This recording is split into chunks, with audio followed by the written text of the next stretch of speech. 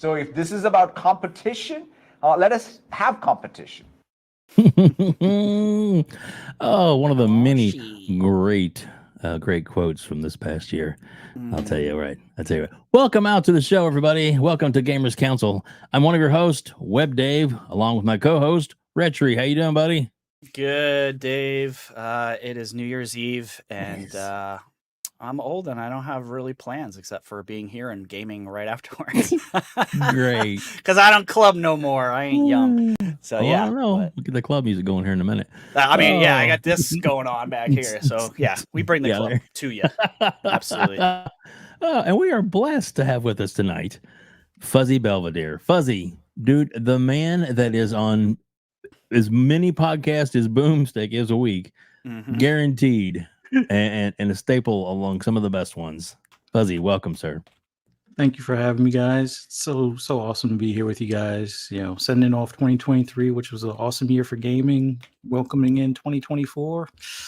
Man, I think this is going to be one for the record books. I think when we look back at the great years of gaming, but 2023 was definitely that for us, and can't wait to get into some of these topics, man. Thanks again. Yeah, absolutely. Well, dude, thanks for being here. So, RHETRI, I'm gonna let you get things started tonight. Sure. Let's take a look. We got a decent amount of people here already. We got what number we got? I'm showing 60. 54. Oh yeah, it's 60. All right, I'm looking at the wrong thing.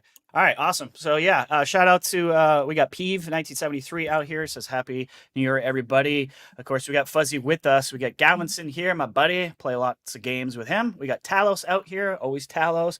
We got Amit. What's going on, brother? We got, let's see, HNS 1998. What's going on, brother? We got RSJ. What's going on? HNS 1998. I think I just said that one. See, Angry Hippie. That's a good name. I love that one. We got Jesse B out here. We got G Maybe. What's going on, brother? I'm sure he's gonna throw some funny jabs at me. Let's see. Is that supposed to be Simon or a Pissman? I'm not sure if you're being funny. But either way, good name. We got 30 below out here. Salute 100. What's going on, brother? Shout out. Oh, we got Mr. Bushido. What's going on, man? How you doing? Drawn TJ. What's going on? Intacado. Squiggly. What's going on, guys? Welcome to the Gamers Council. Thanks for coming out, guys. We'll definitely have some more people rowing in here, celebrating New Year's and going into what looks like a fantastic year for Xbox and gaming in general in 2024. So I'm excited. Most definitely. And I'd say earlier on today, we had a $10 super chat. And look, he's just doing it again. But we had a $10 super chat from Adidas 20 and make sure we get that in. He says, "Let's go, baby!" Yeah. Adidas, man, we are so doing God's work, delivering your mail. Thanks, Adidas. Amen, brother. We appreciate that. Oh, goodness. Well, actually, so let's get to the other super chat. And we also have a new channel member, I think that's renewed. Let me get on the right thing here. Okay, cool. So.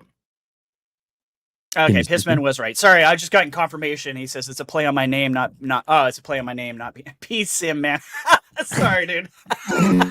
Look, we get some weird mofo's that come up in here from London and stuff that are trying to throw me for a loop. So I thought maybe you're one of them. So welcome. I'll try to remember your name and get it, not butcher it like I just did. Dron TJ just re-upped for a member for 3 months. Appreciate you, TJ. Thanks, yeah, he's one of my favorite guys. He loves to tell everyone that Xbox should buy everybody. I agree. Adidas 20 the $20 super chat says, "Happy New Year, my bots. Let's go." That's right. Yeah. Heck yeah, Adidas. You the man, sir. Thank you so much. Oh man, what, dude? What?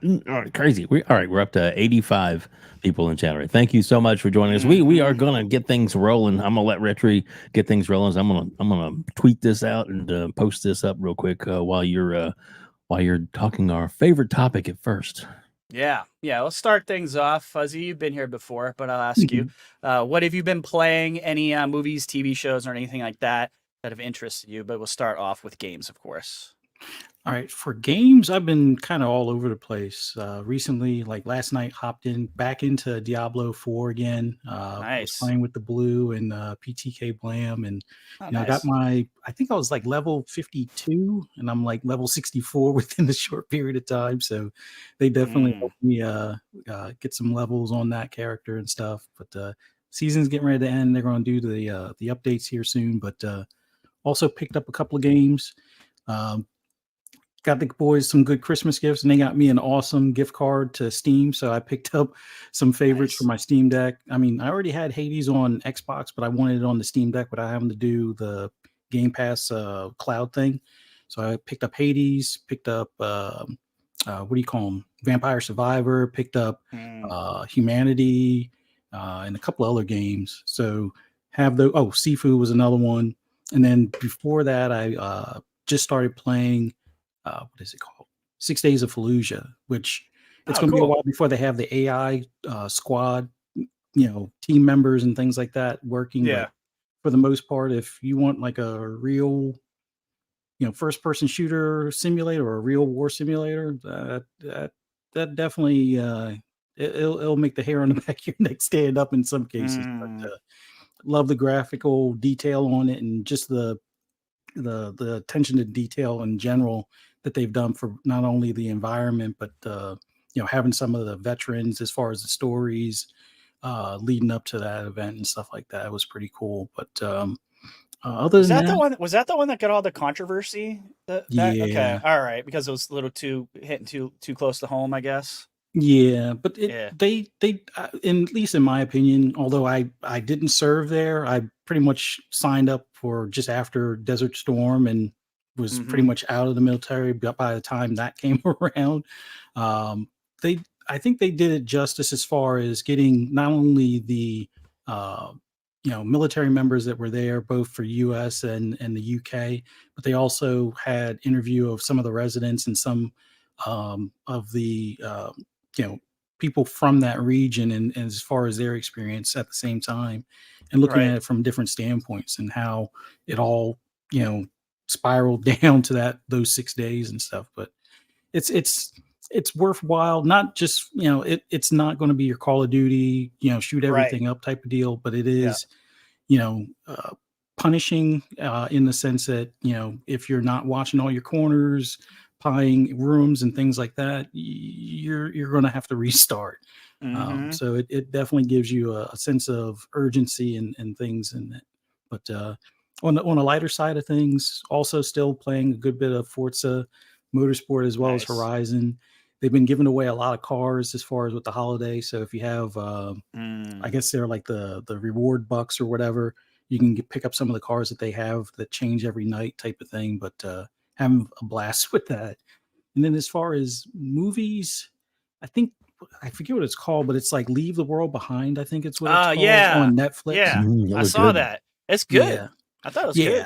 It was kind of like I was expecting a little bit more of a chaotic, end of the world kind of situation, but it was a nice spin on things as far as like if stuff hits the fan kind of thing all of a sudden and what you have to do to kind of get on by. But that was a pretty cool one. But man, just so many games. I still have a ton of stuff that I was supposed to play over the holidays in my backlog and still have yet to touch. Same. But man, it's I think it's going to be even bigger backlog starting next year. But at least for now, I promised myself I'm going to play at least a couple of hours more of Atomic Heart to at least kick off or send off 2023. But the clock is ticking on that one.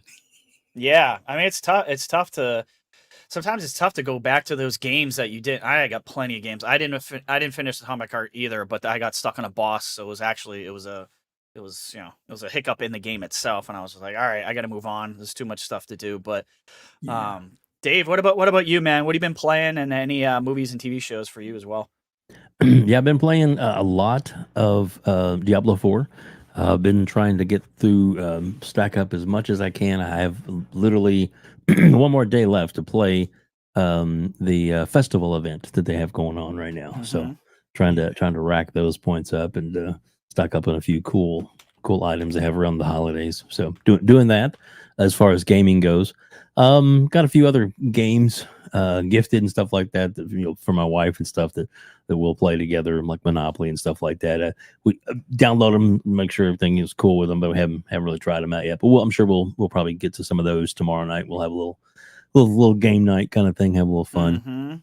But yeah, no, I watched Rebel Moon and really liked that. Can hardly wait for the new one. Damn. So am I the only one who fucking hated that thing? I thought it was dude, I terrible. loved it, man. I loved it. Really? Okay. Yeah. I like the action. I thought the action stuff was really good, but man, the story just felt so empty to me. But teach cool. their own. I'm glad that you liked it, because the thing is I was touting that thing forever. I'm like, everybody's gotta watch Rebel Moon. It looks so good. And then I watch it. And I'm like, I don't like this. I don't know. That's just me. That's fine. I'm just kidding. It's fine. I don't know, but I'm still gonna watch the other one anyways, which comes out relatively soon, right? It's like April. Yeah, I think. Yeah, they shot them back to back, so it was also Right. it'd be a nice flow to it. I do love when they do that. I wish, I hope like more movies and stuff do that sort of thing, because I'm all about not having to wait 3-4 years in between movies. But yeah. So what about you, man? For me, it's been mostly Fortnite, Sea of Stars. I'm trying to finish up Sea of Stars. I'm almost there. I started to play the finals, that game that everyone else has been playing, and I think I get it. I kind of like it. It doesn't hold your hand in the beginning, so I didn't know what the F was going on. Everyone was like, "What are we supposed to do?" I'm like, "I have no clue," because the tutorial is useless in that. So you kind of just go in there and kind of figure it out. But yeah, I'm kind of digging the finals. I'm starting to get like the hype behind it. The movement's good. It's kind of like a mix, feels like a mix between like Call of Duty and like Battlefield. So you got the destructibility. And I'm so glad someone's bringing that sort of stuff back, because Battlefield kind of moonwalked on that a little bit, in my opinion, in the last game. And that's one of the reasons I always like the Battlefield games, is be able to like, blast a wall open and sneak through, and then stuff that you can't do in a lot of other games. So the finals has that, and it's solid, man. So yeah, I'm liking it. Yeah, good game. I think I'll probably put in my rotation with all the other shooters I play, which makes it dangerous when I play so many shooters to actually finish fucking anything, really. Anything like Sea of Stars, because I'm like, I could play some Fortnite right now, and it's like, I gotta finish these games. But we do have some super chats if you want. We do, but there's one on the screen I'd like you to read first. Yes, my buddy. See, this is why I got the other guy's name wrong, because I thought it could have been our buddy right here messing with me. Jim Ryan's first party GoFundMe account says, "Happy New Year all from the U.S. and Sony UK. It's fair to say 2024 we're fucked." Yeah, okay, that's fair enough. Yeah, Jim's but you won't be there to see it, Jimmy boy. Yeah, you'll be on the sidelines cashing out. He sold all his stock, so that's right. You're cashing out, here. right? Good move there. Yeah, Jimmy boy. What's going on? The Black Viking, the Longhouse Gaming Podcast with the $5 says, "Happy New Year's, gents. Hope you heathens have a beautiful and prosperous 2024. Same to you, man. If you haven't subscribed to this guy, please do so. Great guy on Twitter. Awesome guy, even better in person. I was on his first episode, actually. So you were. He's now one of us. So yeah. Well, I also want to say too on that point. I'll get to the super chat in 2 seconds here, but I interviewed him, and his episode will drop in the morning. So tomorrow, New Year's Day, his episode with the Black Viking 101 on Outbreak Gamers. So definitely want to check that out if you want to know more about him. He's definitely a cool cat. I'm gonna change our background to a stagnant. For some reason, I'm getting a lot of lag on it. I don't know what it is. That happens to me too when I use those video backgrounds. It's just chokes. Doesn't usually happen, but I don't want to mess up the feed. And we got over 100 and almost 150 people here so far, so we want to keep the ball going.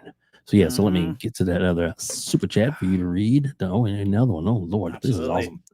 Thanks, guys. Appreciate it. Yeah, absolutely. Ryu Art with the $2. Awesome guy in the community as well. Happy New Year, WD Fuzzy RHETRI. Respect your podcast. I respect you, man. Appreciate you. You've got a lot of good insight. I've seen you around. I've seen you in the in the Twitterverse too. C Money, what's going on, brother? With the $5 super chat, says Happy New Year, everyone. You are all awesome. Thank you guys for an awesome year. Congrats on your incredible growth, and I look forward to 2024. Appreciate that, brother. Yeah, I was just on his podcast, and I will be back at the end of January, I think. C Money. I think it was January 30th. So yeah, looking forward to that as well. There you go. And of course, the C Money's in the chat. Here comes the money.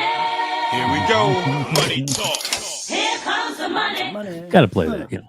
Just got to. Yeah. Can't we'll play any more of that because we don't want to get, you know, because we will get demonetized. Yeah. Hey.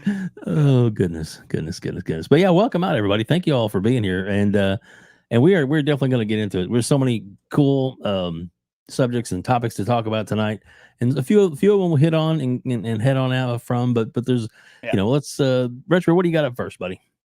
I'm going to start with a little softball here, and that's Blizzard and NetEase are going to restart basically their partnership after they were acquired by Microsoft. Obviously, we all know that Activision Blizzard and the Activision Blizzard deal. Reports suggest that a new deal between the Diablo and StarCraft developer and Chinese publisher will mark the return of Blizzard titles to the region. So, according to a new report from Chinese News 36KR.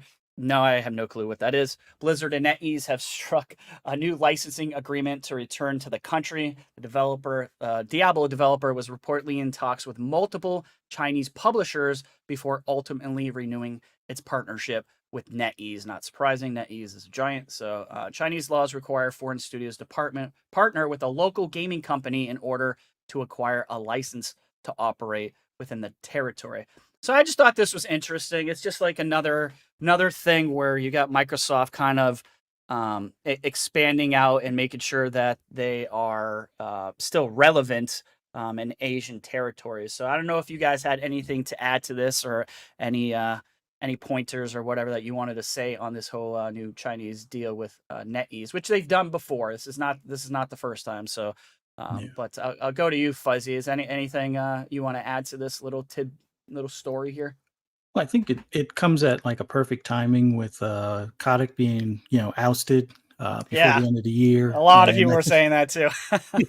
And I think he was the one where the talks kind of broke down, and they kept on pointing the finger at, some a-hole over at Activision was the reason why the talks broke down. But then again, from Bobby's standpoint, I think he felt like they were threatening the Microsoft deal or the Activision merger.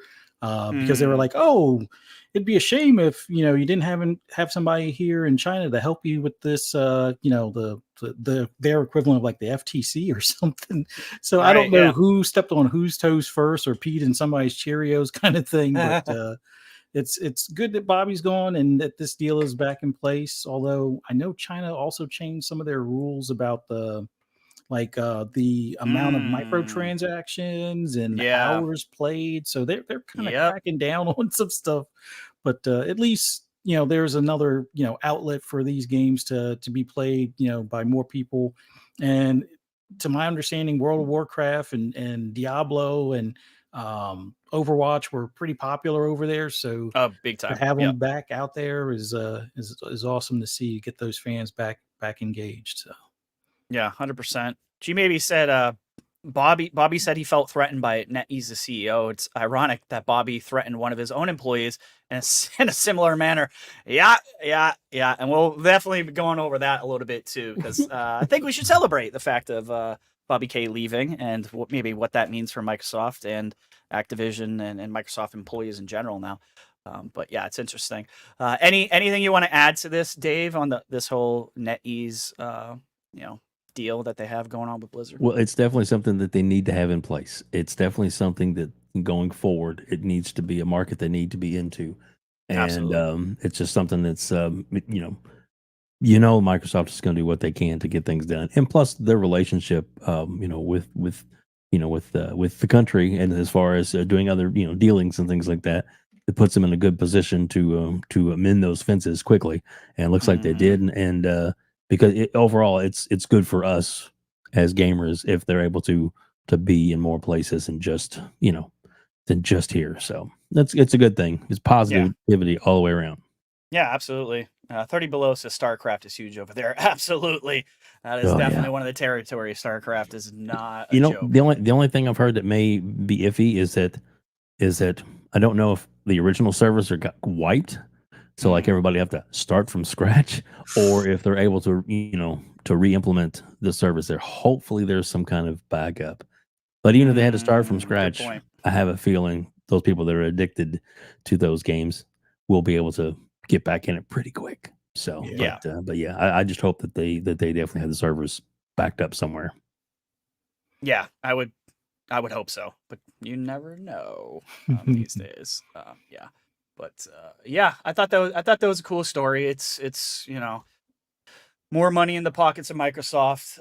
You would think we wouldn't care about that, but honestly, I do, because it just means that they can stay weird and do all kinds of different stuff for us that maybe, it allows them to continue to take chances if they keep getting more money in their coffers. So I'm all about it. We'll move on to the next kind of quick thing that became a little controversial. I don't know if you guys saw this angle, but that's Game Pass being valued. 2023's Game Pass being valued at almost $9,000, depending on where you live, because that I know the Brazilian guys were like, well, it's like 13,000 here. Like it's a much bigger deal in a lot of different territories. So obviously we're talking like the US here, but I think part of the reason that people had the issue with this story in particular, and I don't know where you guys land on this, was because they were True Achievements put this out, as they do every year. So this number has actually gone up. Last year's was lower. So this number has gone up. But the problem is, I think, is that they take every game at full price. I think a lot of people had issue with that because they're kind of like, well, who buys all their games at full price? Well, okay, that's fair enough. I mean, I don't. I'm not going to sit here and say that I do. I like to try to get my stuff on sale as well. But I think there's the bigger story is that if you did, this is what your $17 a month could get you. So. Yeah, I mean, even Tom Warren put in interesting data here. So I don't know what you guys want to add to that, but I thought this was kind of interesting. It's I'm a value guy, so every time that I look at Game Pass, I kind of break it up monthly, and then I think of throughout the year, have I made my value back? And I never haven't. With the amount of games that I play and ones that I do, even if they're bad games and I move on, I get to try them and I go to the next one, and I easily get my value worth for sure in Game Pass. But Fuzzy, what do you think about this $9,000 thing? And do you think it's a fair assessment to put a value on Game Pass such as this? I think it is a fair assessment, but even for those that are like, let's say the most frugal of us out there, which I definitely look for the sales on like Steam and things like that. Right. Worst case scenario, 50% off, right? You wait until games are 50% off, you're still saving over $4,500. That's exactly how I was thinking. And even if you wait until it's a third, like if the game is over a year old and it's in the bargain bin for 30 or for like 66% off, you're still saving over $3,000. Like, I don't know any other way to look at it. Like, if you're paying roughly $180 or $200 a year for Game Pass, although I know a lot of people like myself usually do a lot of Microsoft reward points, which you also get Microsoft reward points from buying games as well. So you can either do the searches or combinations of the searches and stuff that you buy through the Microsoft store. $200 of value as far as those points or whatever that you put towards that, and you get at least $3,000 worth of games at you're ready to play on your computer, your phone, or your console. I mean, you can't beat it. I mean, it like, I know people have looked at like the whole Blockbuster comparison before. Yeah. Like when we were growing up, you could go to a Blockbuster for $5 for a couple of days for a couple of games, and this is just as good, if not better. I mean, especially considering what stuff costs these days, I would say this is like the better equivalent of what we experienced in the Blockbuster rental days. So I'm all for it. And whether all of these games are not for you or not, it gives you the fact that you can try them. in some cases you could play them via the cloud without even taking up space on your hard drive. Yeah. See if you like them. Oh, this game is going to be enjoyable. Let me go ahead and download it completely, and you have access to it until the developer decides to remove it. And before then, you get at least 15% off, and then I think at a couple of month time period, you can get up to like a quarter off. So yeah, this is an awesome value. I know a lot of people look at that and they just love to pick it apart, dude. Like, you know what I mean? I think it's just one side that likes to pick it apart, but yet they don't look at how PS Plus went up and didn't really add that much value. So it's like, it's either for you or it's not. And this is above and beyond what I was expecting out of Game Pass. Like the beginning days of Game Pass, it was kind of but now like this is almost like a must-have. And seeing how some people got their kids like a Series S for Christmas and stuff, and you've seen some of those videos. A couple of parents have been showered with like Game Pass subscriptions for the kids and stuff like that, welcoming them to the Xbox community. So it's like, this is an awesome value. I don't care how you try and spin it. $200 to get at least $3,000 worth at the best discount as far as these games usually go for. $200 to get $3,000 in value. I would take it any day. I don't know too many people that do otherwise. Yeah. Yeah, just the excitement of like what's coming up next. It feels like to me like when I was renting from Netflix or Blockbuster, maybe I'm an old school guy. Maybe these young people are the one talking shit. It's most likely ponies. It's most likely PlayStation guys. I don't give a shit. Like I saw the comments. I know where you're coming from. But I question these guys. I'm like, they say there's no value because you don't. They keep repeating there's no value. You don't own anything. You don't own Spotify, brother. You don't own Apple Music. You don't own fucking anything that you subscribe to. You don't own that shit. Don't own Netflix. How are these guys? Yeah, how are these guys saying this shit when they just had like thousands of dollars worth of content taken right out of the PlayStation Store? These same guys are saying this shit. Like they just stole from you, bro. Like, and they were told that they bought it. Like, I mean, there's like small print somewhere saying, well, you're just buying the license, but like to go and buy something like, I mean, we're already past the whole physical and digital age thing where you own your actual content. Yeah, those days are dead, guys. We got to get past it. They're dead. They've been dead. But looking at how PlayStation, and from the information that I've heard, they didn't want to renew the contract with WB until I guess they got kind of exposed to some extent. Then they're like, okay, we'll renew it. And the funny thing is, I think WB, rightfully so, kind of kicked them in the pants afterwards, because I think the original deal was supposed to be for 3 full years at whatever the previous amount was. And you notice how it's only 30 months. So they nicked off like 6 months. They're like, oh, well, now you're coming back to the table, crawling. Okay. We're nicking 6 months off of it. That sounds right. Yeah. Hey, Sony is going to eventually learn, or at least the Sony fan base will eventually learn. I hope so. Don't hold your breath. I mean, I'm going to bring up another point after I get to the super chat, though. Adidas 20 with the $5 says, and some digital purchases, they gave you some dollars off if you have Game Pass. Absolutely. I mean, like Fuzzy was just saying, you can get usually 10% up to 20, sometimes 25 if you're lucky. So I don't normally do that. It's rare that I purchase a game because I'm super cheap. But for me, it's just like I'm cheap. Everyone knows that. But there's so much value there. My backlog's huge. Like, I don't think I have to own this. There's very few games where I'm like, I have to own it. If it's first party, I don't even think about it because it's going to be there on Game Pass forever. And any future console that comes up, if you guys are worried, they'll just do what they did in the past. They're just going to back compat everything. They're going to do the same thing for the Series X in the future when they have the new consoles out. It's going to be another emulation system all over again.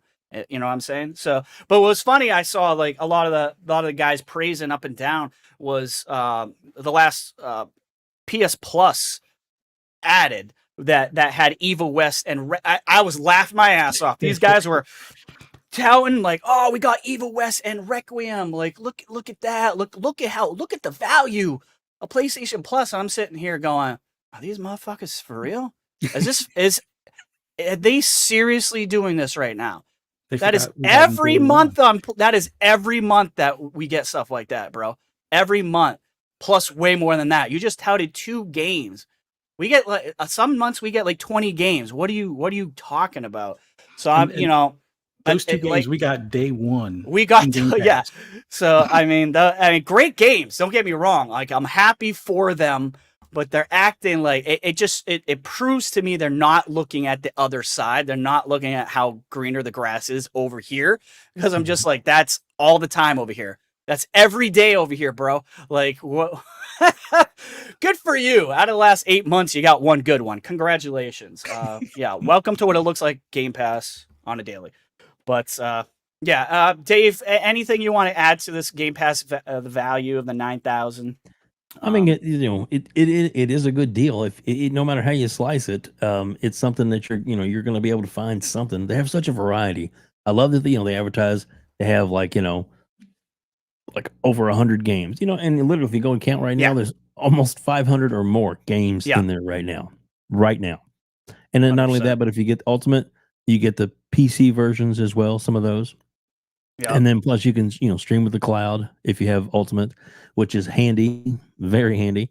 And then hopefully we're going to hear something soon about the mobile Game Pass. We know there's something like that in the works. There has to be. So we'll just have to be, we'll right? just have to see. Exactly. We're not But all crazy, right? Like we're all drinking the same Kool-Aid over here. I don't know, but you're drinking something, I'm sure. I mean, I'm drinking coffee over here. Really? Yeah.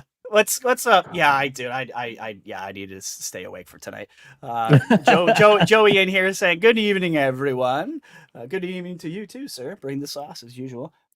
Exactly. Let's go on. Look, we got your buddy Mav, our buddy Mav. Hey, we love Mav. Mav. Fun What's speculations up, buddy? here, man. I tell you, that is one of the hardest working men out there. I'll tell you, Yeah. Great podcast he puts out, and I still will stand on this soapbox, Mav, every time when you do a Mav rant, and you'll say, "I'm and it's literally like an hour, sometimes 2 of you, and nobody else is on, just you, and sometimes you flicking ponies in the chat." But it's so awesome, dude. It is so awesome. I love it, man. So keep it up, man.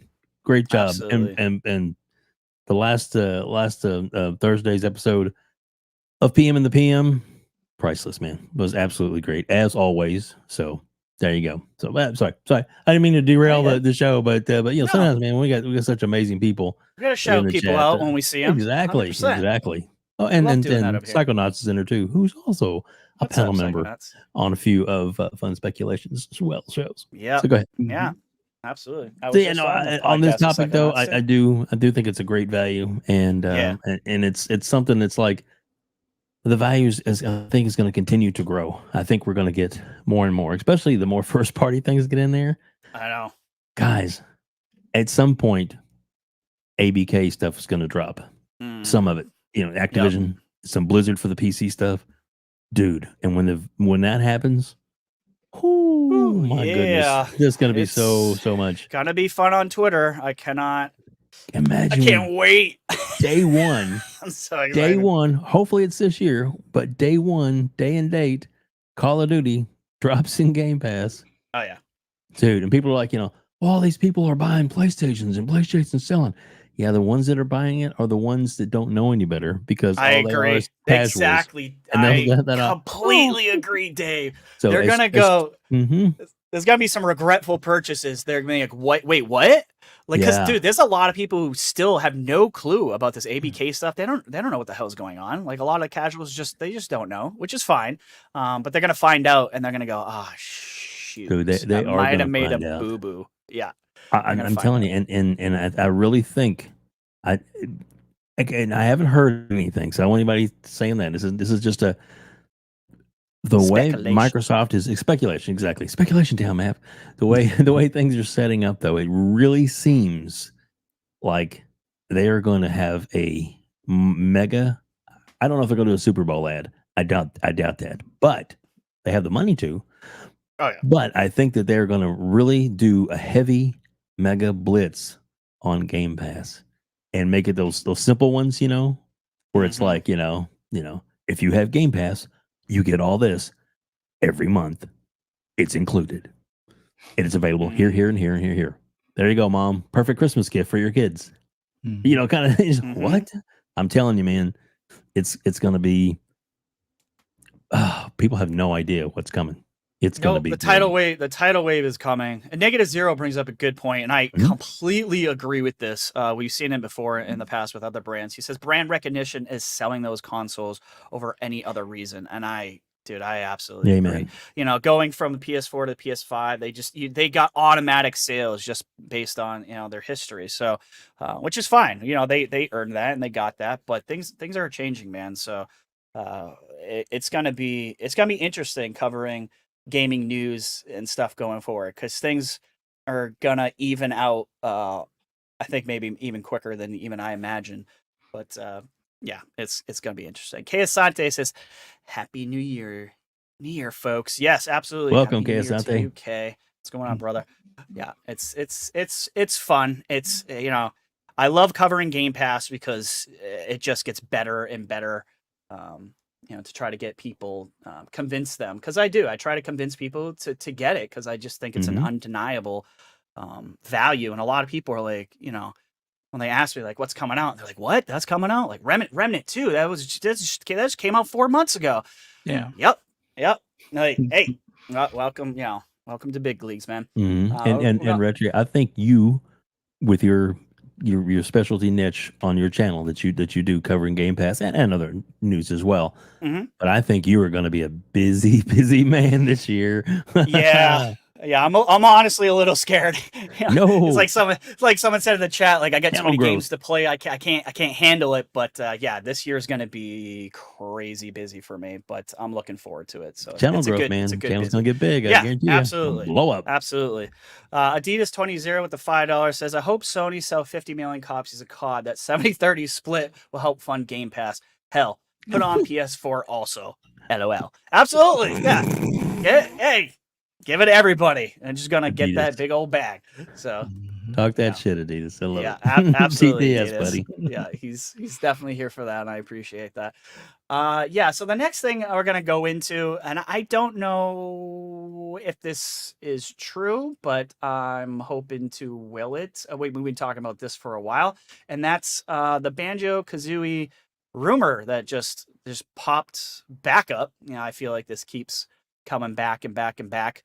And Idle Sloth, being the man that he is, I get a ton of my news from him. If it wasn't for him, I wouldn't know half the stuff that's going on. So shout out to Idle. He retweeted this guy. Nate Drake has said that a new Banjo-Kazooie is coming. I know, funny enough, the name is Nate Drake. He says it's still an active project, but it didn't get the green light until early last year. There's a lot to do, and development can change a lot. Abandoned ideas, internal reboots, etc. So apparently this guy, I think he does have some clout getting things right. This Nate Drake guy. I think he got, what was it? I know he was one of the guys who said the Arcane Leon game for Blade. He was one of those guys. And he also, I think, said something about the F-Zero game, F-Zero 99 as well. So I'm not saying this guy couldn't be right. But the other thing is Phil did say during the Windows Central interview, he said, you've seen from our history that we haven't touched every franchise that people would love us to touch. Pause. Banjo fans, I hear you. He didn't say the pause, by the way. Banjo fans, I hear you, he said at the time. But it is true that when we find the right team and the right opportunity, I love going back to revisit stories and characters that we've seen previously. So I don't know if this guy's just going off of like what Phil said and kind of, maybe pushing it too far that there will be a Banjo, but I don't know. What do you think about this rumor? Do you think there's any, truth to this, Fuzzy, or is it just another insider blowing smoke? I don't know. I would like to believe that there's some truth in it, in the sense that, like Phil said, he doesn't say things or do things or have things on his shelf just to have them there. Like there's if he says something or mentions something, there's usually a there kind of thing.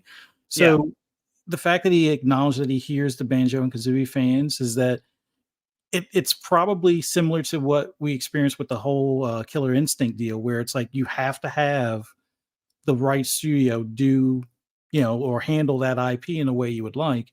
And I guess they had to wait until they could get Iron Galaxy. I think it was Iron Galaxy back within, contact as far as not working on all the projects that they can be like, hey, we really want to hire you guys for, revisiting Killer Instinct and things like that. I'm hoping that there's something along those lines, because we already know Rare doesn't want to, have anything to do with a lot of their old IPs. So, and given that now you have Toys for Bob, and you have the ability, or it seems like they're more willing now, since they do have a steady flow of their internal studios. They do seem like they're more willing to work with outside studios with some of their IPs. Like we've heard some of the rumors about like with I draw a blank on the game, but it's the one for Contraband, Avalanche. Like they're working with Avalanche, they're working with IO Interactive, they're working with Certain Affinity, and I believe they're working with, I think it's Brass Lion for the Shaolin Project Shaolin and things like that. So it seems like even if they can't find an internal studio that wants to, take the IP and run with it kind of thing, they will shop around where it makes sense. If it's a studio that seems like they could, handle that type of IP and respect the legacy to it kind of thing, I think they're willing to, bring it to market, because that's some of that fan service. I'm not throwing smoke over at Windows Central, but one of the reporters over there was like, oh, a love letter to the fans. And looking at a lot of stuff that Xbox has been doing as of recent, I would say that's part of it. They do want to, pay homage to their fans, like bringing Killer Instinct back. They brought, Battletoads back. I know it didn't quite land like some people had hoped, but the fact that they actually went out and did that goes to show that they're listening to the fan base. And if they can get, the studio or dev team to work on it, they're going to make it happen. So I would expect that something has at least been discussed with an outside source, or maybe a new internal source. So we'll see. Very interesting. Dave, what are your thoughts, sir, about this crazy rumor that keeps? Well, I happened to be tuning into a show earlier. It was pre-recorded, but still, they were doing a premiere thing on it. I won't say which one it was. It was an Xbox centric show, but the host was pretty much downplaying Banjo like it was an old and dried up. Who would care about that, and blah blah blah, and side scrollers and blah. And I'm like, where has this guy been? No offense, but it's like, it's like, it's a Mario style game, and it was like, yeah, and Mario was like, nominated for a few awards, big huge seller for the platform. If they can get it even close to that level of graphics, then yeah, it's game on for that franchise. I mean, they have the lore, and they have 1 and 2 were really good. 3 took it in a different direction a little bit, which was okay, but not necessarily what it needed to be. They have a lot there to work with, a lot of characters, story, lore, and and if they have somebody in the right studio, which they have studio that let's see, Toys for Bob is one of theirs now. Yeah. What about I think everyone forgets Vicarious Visions back in the day. That is now just Blizzard that made the Crash Bandicoot games. Yep. Why couldn't the Vicarious team, it's got I think at least 200 guys under them, do something like Banjo? Like that feels like a great team that could take over something like that. If no one else wanted to touch it, like who knows? Yeah. Like, well, and his point was that he goes, nobody would want that, and I'm like, dude, not everybody's your kind of gamer, so it's like there's plenty of games out there that I like, or they're really big. It may not appeal to me. It's called variety, and that's what you want. And Game Pass is all about variety. That's what they need. They need family games if you want to continue to get younger players to grow up in your ecosystem. Hello. Yeah, I agree. So those are the kind of things that they need to do. And it's not like it's not going to take away from like the Call of Duty team, or Right. some people are thinking that's like why put resources into that? Why not? They have all these franchises. Put them everywhere you can.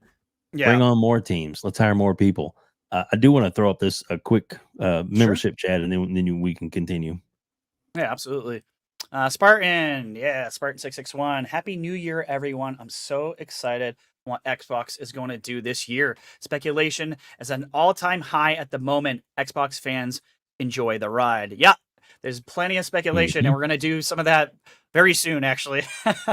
So yeah, I'm down. I'm down for the Banjo-Kazooie thing. Like I love platformers, and I know there was some comparisons to Mario, and I saw even some people I love making fun of that, like even putting Mario and Banjo in the same sentence they felt was ridiculous. But it doesn't have the clout of Mario, but that doesn't mean it can't be successful. And we got to remember too, kind of like Dave's point is we want variety, and not everything has like. I feel like these days everyone's like it has to make $100 million. That's not the game plan for Xbox going forward. They're allowed to do weird stuff and take chances because it's going into Game Pass. It's just value adds for your subscription. So you're gonna get A games, AA games, AAA games, things of all kinds of different budgets because it works. Ask Sony how their AAA budget thing, how their business model is working right now. Not so great. Not so great. So maybe you need to open your eyes a little bit and realize not every game has to be photorealistic. Not every game has to cost $300 million. It's not realistic. It's not even realistic for Sony anymore. So yeah, it'd be interesting to see if that comes to fruition. I would love to see a Banjo game. Absolutely. Hey, read that comment real quick. I think it's kind of perfect. Sure. Amit says, just look at Ori and Psychonauts. Absolutely. Yeah. Great examples, man. Yeah, absolutely. I love Ori so much. Yep. It's so good. Ryu Art with the $2 says, hardcore gamers forget Phil wants games for all crowds. Absolutely. Exactly. Yeah. You need to, it's just like any other subscription. Like you have to, there's plenty of stuff like Dave said that I don't care about. I'm not a Minecraft guy, but I'm not an idiot. And I know a lot of people do. I know it's a talented team, recognized talent. But that doesn't have to be for you. It does not have to be for you. And that's fine. You know what I mean? Because you'll have plenty of other games dropping on the service that are probably going to be for you. There is another quick message in here that I wanted to throw out. I thought was kind of nice something to say. So there we go. Yeah. Andy B. Drumming says, Happy New Year all. Appreciate you guys doing a show tonight. Absolutely. We talked about this too. We're like, should we do this? Or should we take the time off? Nah, fuck it. We'll just keep going. Well, we appreciate you all being here tonight and spending your time. Absolutely. Over 203 people in the chat right now, and we greatly appreciate your time. And we're having fun, and that's what it's about. And speaking of fun, we have another super chat from Adidas. Adidas, we love you, man. Save your money. Just put a message in there. I promise I'll play them for you. But we do appreciate you, sir, very much. Man. This guy is crazy, man. Adidas20 with a $5 says, think about this for a minute. Uncle Phil said any Microsoft-owned studio can touch any Xbox IP they choose. Like Rare could touch Crash, for instance. Absolutely. And that's one of the reasons I love the way Phil is running, or Matt Booty and company is running the studios underneath them, because it's just like, it's more important to let these guys have a passion projects. I think a lot of people made fun of that whole shtick, passion projects. Again, I'm going to bring up Sony, hate to do it, but look what happened. They try to get all these gas games for people who are not passionate. And we saw the articles saying that these guys didn't want to touch these stupid gas games. They're not passionate about it. What happened to them? Half of them are gone. I don't think that's a coincidence. You know what I mean? Yeah, thank you for enjoying myself tonight with the show. I appreciate that, man. I think we got a question too from Jacob. I don't know if you see it yet, Dave, but I think Jacob was asking something. Let's see. It should be the very last one. There we go. Yeah. Whoops. No, that was the wrong one. Here we go. You're good. This is question. Which studio, first party or third, are making the Banjo game if true? That's cool. I mean, I was saying Blizzard. I think Vicarious became Blizzard Albany.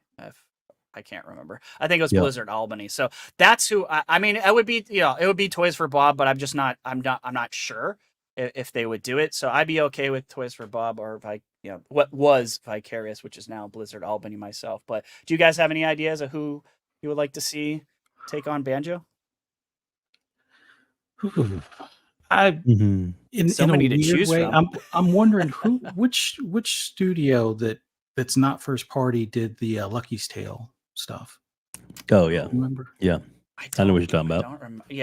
I don't remember who that was. I would kind of like to see them handle it, like from a graphical standpoint and how the platformer. I mean, I know some people didn't particularly care for it, but from a platformer Playful standpoint, Studios. yeah, Good Lucky's name. Tale was a pretty good platformer in itself. So Yeah. having it That's a where good they one. have that IP, that could be a good matchup. Yeah. Yeah. What's Yeah. nice is it doesn't have to be, it does not have to be first party. I think, I mean, and it doesn't have to be an Xbox owned, studio either. It can be, can be somebody else to, who knows? You got an idea, Dave, of who you would want? Let's see. The Coalition. No.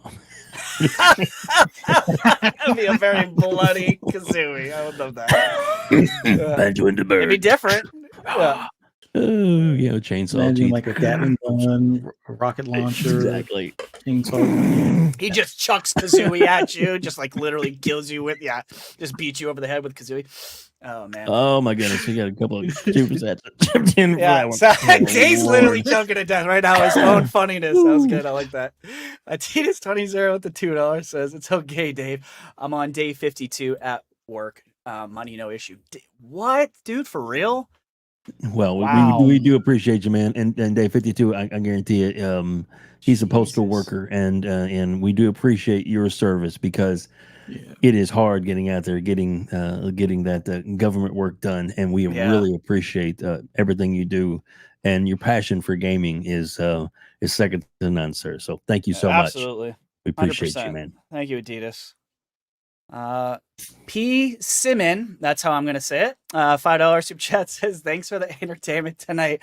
Xbox should make me a Fred the dog platformer." I don't even remember that. What was Fred the dog? The dog that took a dump when the little girl Oh, opened the Jesus. PS5. Yep. Why did I not know that? Oh, good one. Yeah. Oh, Sean Fred. and Dirt had a nice little sketch on their the last episode. My God, I walked right into that. God, Thank it was you. so I awesome. appreciate that. I completely I forgot can his name imagine is a Fred. game like that, like the one that does the Goose Game or even the Cloud Game. Yeah. Oh yeah. Like, that either one of them do it, and Fred just goes by people and it's like It just and takes a walks silent dump like a Hey, ninja, poop on a you. dumping ninja. Oh my God, that was so funny. I love that video. Kind of like that the dog with a cigar. What was his name? I can't remember now. The puppet. Oh, the funny guy. The puppet. Oh my God. Oh my God. Yeah, what is Jesus. this? The insult dog. It was like something Insult, to yeah. insult. I Yep. can't remember what his name was, but yeah, someone will know. Yeah, absolutely. Yeah, I he's poop on you. I poop on you. That was. Oh my God, that Wow. video was We so are good. off the rails today. I love it. Yeah, that's how we roll though. Exactly. All Let's right, we'll see. get into. Do you want me to read that one or? Sure. Okay. Bushido says, "I want a platformer with WebDavid and RHETRI, like on Vibe Toe Jam Toe Jam it early." Yeah, that would be interesting. Heck yeah. I'll take it. I'll be in a video game. I'll Sure, knock myself sure. out for anything. Yeah. And on that note, hey, RHETRI, I do want to pause for just two Sure. seconds. Just thank you to everybody being Triumph. here. Sorry. Triumph. That's Triumph. it. Thank Triumph, you. the insult dog. Triumph, Yes. the insult dog. That's what it was. Yes. Awesome. Thanks, Jet, for bailing us out. Oh goodness. Abacab, thank you, sir. But we do want to. We have over 211 people here right now, so thank you very much for joining us. And we're not done yet, folks. We're kind of in the middle, but we're getting things going, and we're going to continue. But I do want to do something that Pong and Mav have told me that we really need to ask for more. Okay, cool, and that is our memberships. Just to let everybody know, now we have a low tier membership that is just $1, and it gets you access to a lot of cool, yay, I'm going to drop them in here, emojis. And we add and update some of them to change them out with the season. As you'll see, we have the Master Chief with a Santa Claus hat on, yeah. And then like when we had Dirt and Shaun on, we had a special TTS emoji for the whole show. So we do things like for that. limited. We have limited time ones sometimes. Yeah, absolutely. Exactly, and we like doing that kind of stuff. But we appreciate you guys doing it. And if you can't afford to be, cool, it's fine. But like I said, it's the minimum membership is $1, and if you want to do it, cool, try it for a month. And if you don't like it, you don't have to rejoin. But for the $1 price, it's pretty good. And with that, even though it seems like $1's not very much, and it isn't, but that's good.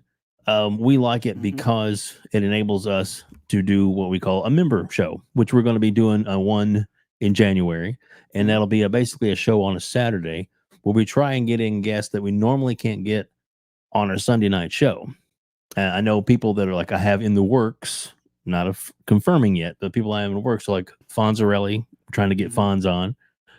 So that'll be something, because his show is literally before ours usually, so we're going to try and get him on. Some of the Iron Lords on before in the past, like King David we just had on recently and stuff like that. So absolutely, so that's the kind of thing that we're able to do. And so the membership it's not an exclusive show, it's for everybody to watch. But we liked it because of my mistakes. But we do. But we found out that it's better that way. And so with that, it affords us to be able to do the bonus shows and stuff too. And plus, also in the new year, RHETRI has his own show coming up, and we're going to help support him on that. And then it'll be a Saturday night show, which you definitely don't want to miss. It'll be a lot of fun. And a lot of people say, there's a lot of these shows, they're back to back, and some of them overlap. And we're on the same time as like Wilmy Hood's show, which is a really good show. But I always tell people, watch his show live, come watch ours on the replay. That's why it's up on YouTube. You don't have to necessarily watch live. If you want to interact with us, obviously, jump on the live show and then watch his recording. Either way. But leave a comment if you watch it later, because that does, still hit the like and leave a comment, because that helps us massively. Yes, please. And everybody hit the like button for us. That would be nice, because Fuzzy's here and we like that a lot, and you should like that too. Just hit the like button just because Fuzzy's here. And with that, RHETRI, you know what I'm going to do? Dun, dun, dun. I'm going to gift myself. This is out of my own pocket. I'm going to get 5 memberships. We'll just see where they go. Dun, dun, dun. Dun, dun. Oh, look, I love it. Pops up. It pops up my PayPal thing. I'm clicking. Hang on. Congratulations! Look at all these guys with the memberships now. There we go. Auto beach to it. Yeah. Oh goodness! I did some too. Look at that, Takata. Oh, Takata, you're a doll, buddy. Look at that. Takata, so can you read those, brother? Appreciate you. Yeah, Shaun got one. Magnum got one. P. Mills. I don't recognize that name, so I don't know if you're new here, but congratulations. Welcome. G maybe. Yeah. Cullen Prime got one. Raymond got one. Palpatine got one. ABAC got one. Focus Active got one. Christopher, Jacob Novik, Ruben. It's Timmy. That's how I'm gonna say it. Yeah. What's going on, brother? Platinoge and El Domingo, and I think that is it. Yes. Congratulations, you guys. Don't keep going. There's a whole bunch more. There's more. Okay, I'm not. Maybe I'm just not. I gave 5. He gave 10. Yeah. Okay. Let me see. All right. So we also got Stargazer, Storm Blessed 117. We got Louise. We got, hold on, I lost my place. Sanchez Gaming. We got Kingfish. Did I get them all? I think I got them all. All right. But thank you so much, Dakota, for doing that. It wasn't a call out to Arms, but we appreciate that. So what was it? Pong says, get on the train. Get on the train. Choo choo, motherfucker. Yeah, we're gonna have to come up with our own thing. We'll come up with something.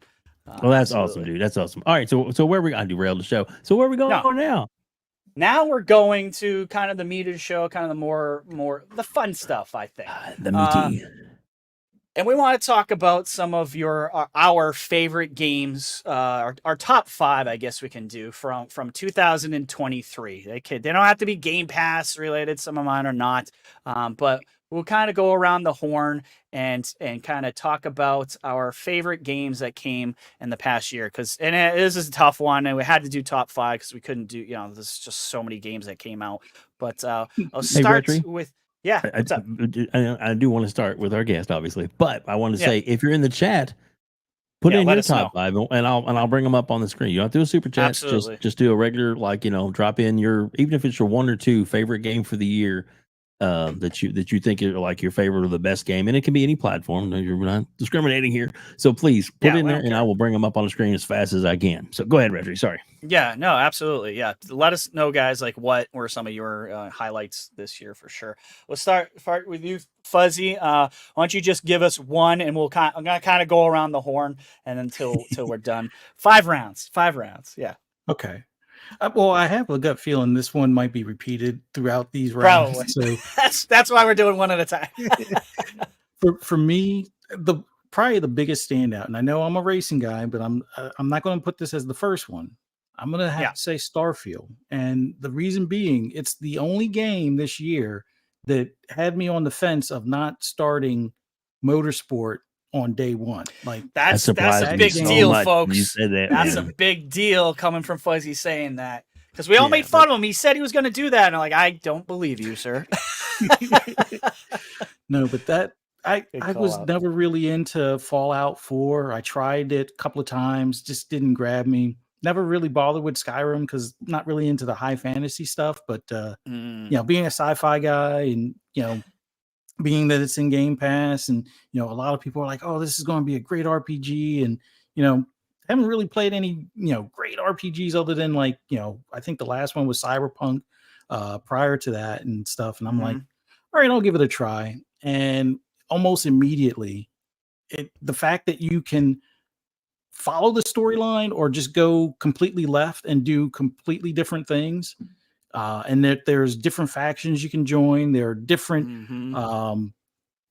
missions as far as that are random, as far as where you're flying through space and things like that. To me, solidified that as like one of the greats for 2023, and probably for the next 10 years. I know people are like, oh, it's a game of the generation. I think for me, this is, for a lot of us, it is. This is definitely a game of the generation. But I started 3 playthroughs simultaneously because of the range of options. Like, I wanted to have the good guy playthrough, the bad guy playthrough, and then somewhere in between, kind of doing different things than the other 2, just to see how it all went. And man, there are benefits to certain factions, and those wind up being negatives in other regards. And then there's benefits to the ones that are normally not the ones you would want to join. And there's just so much to it. It's a deep game, and it is very deep. I haven't even gone through the new game plus.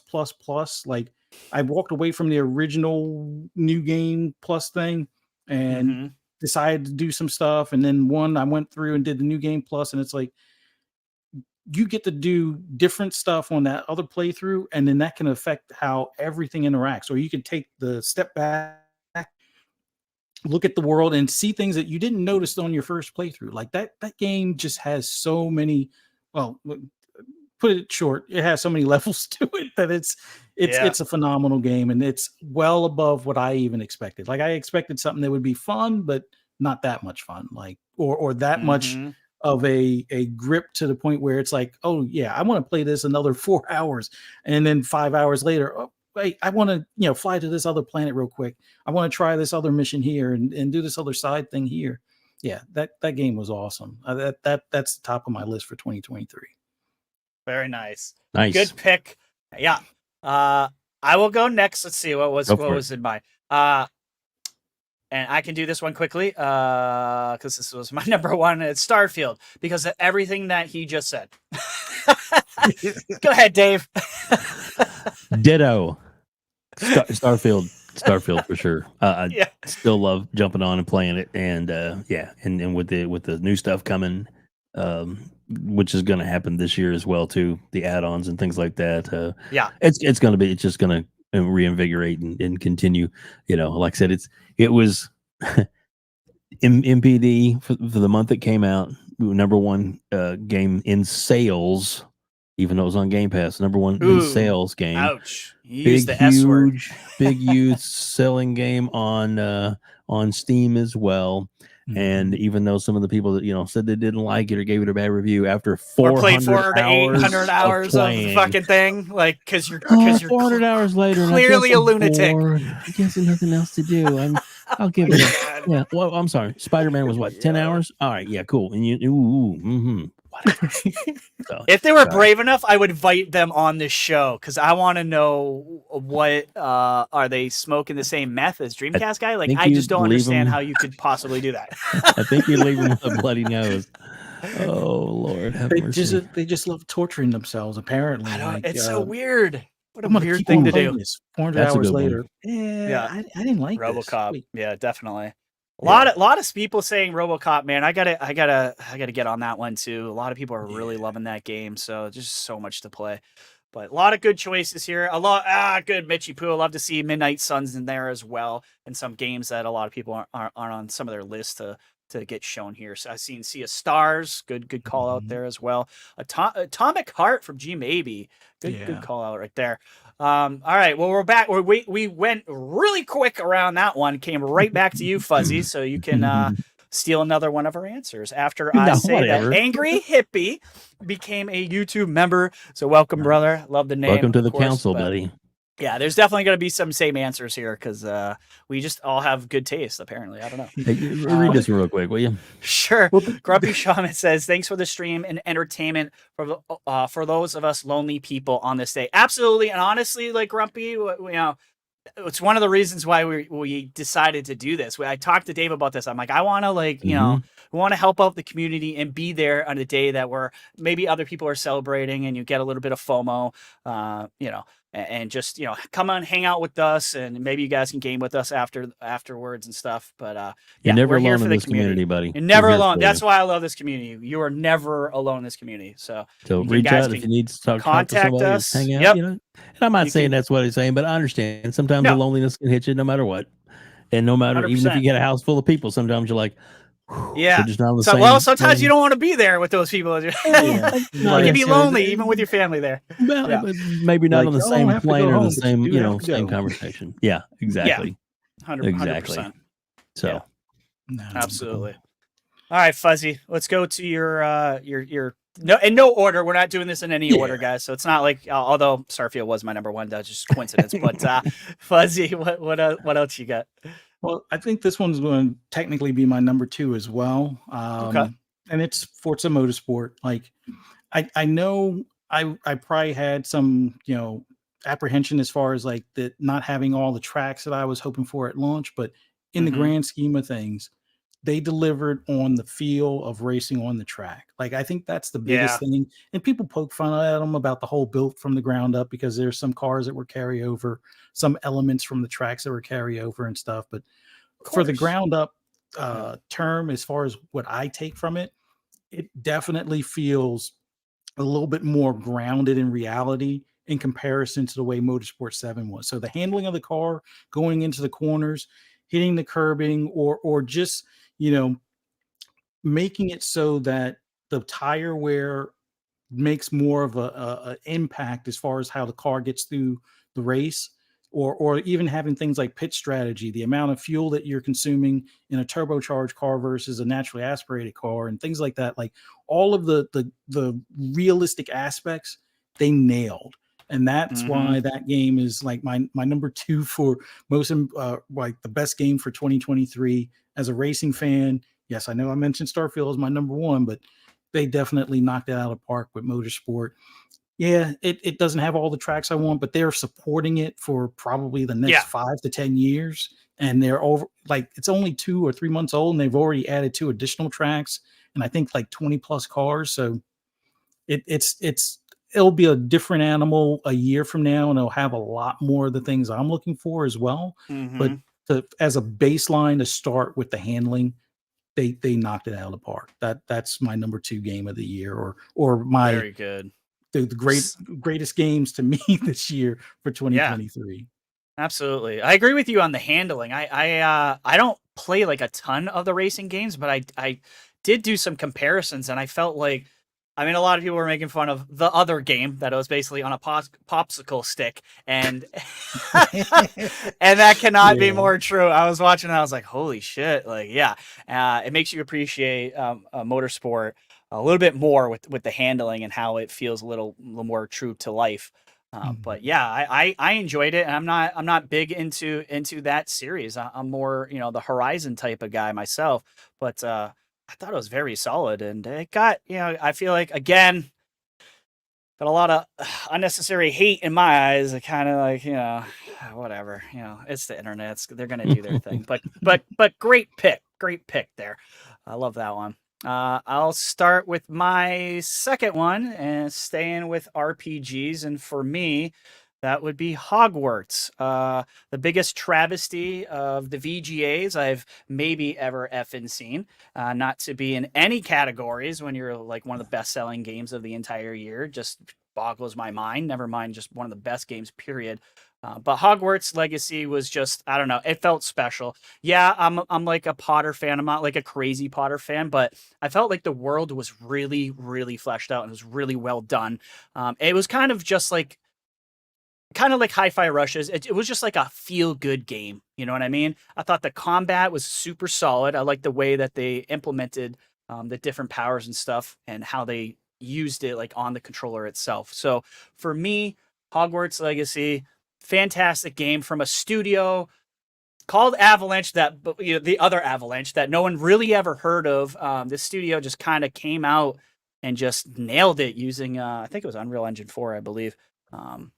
So kudos to that team. But that is my second pick, and that is Hogwarts. So I will go to you next, Dave. Nice. What do you got, buddy? Well, Hogwarts Legacy was what I was going to say next. Sorry. No, it's fine. I'm just playing. We can reverse it if you want. No, dude.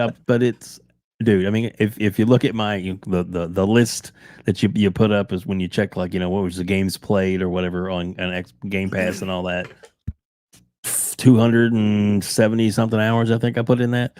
Right. So it's a lot of fun, a blast. So there was an exclusive level that was on the PlayStation, but it's going to be available real soon. Just so you know, in the next 2 months, that'll be available on the other platforms as well, because it was just a 1-year exclusive that they had, which basically it's a shop, a potion shop, which is still cool.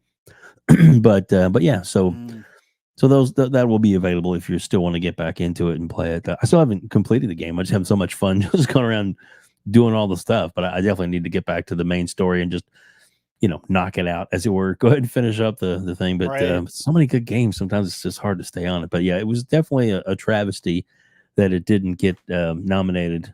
And so many, even the music was absolutely brilliant. It was great. It was a nice homage to the actual Harry Potter music. Yeah. That and so it was familiar, but not the exact same thing. So it was cool, very well done. Characters were all fleshed out. The animation, everything, the controls, the things you could do, and you could tell too that they had like the Quidditch type thing kind of set up in the game, and now that's people are baby. I missed out on the beta test, but there's people that are beta testing it now that say it's really good. Right. And that's coming out really soon too. And that'll be where you can actually. I almost forgot about that. I'm glad you brought that up about the whole Quidditch. So that's coming out this coming year is the Quidditch match for Hogwarts. So that'll be cool. And that'll be a multiplayer where you can actually get in, have a lot of fun and that kind of stuff. So yeah, it's a good game all the way around. And one that would be really good to go back to. And and the next. Yeah. Absolutely. Fuzzy, back to you again. All right. Doesn't have to be your number 3, but what else you got out of your top 5 of this year? I think you're muted. Yep, you're muted. Yeah, I'm not hearing you, Fuzz. Fuzzy, you're muted. Sorry. He realized that you could see the moment he was like, oh, shit. Too. Yeah. No, I'm going to say Hogwarts is for this go round, like it's definitely in my top 5.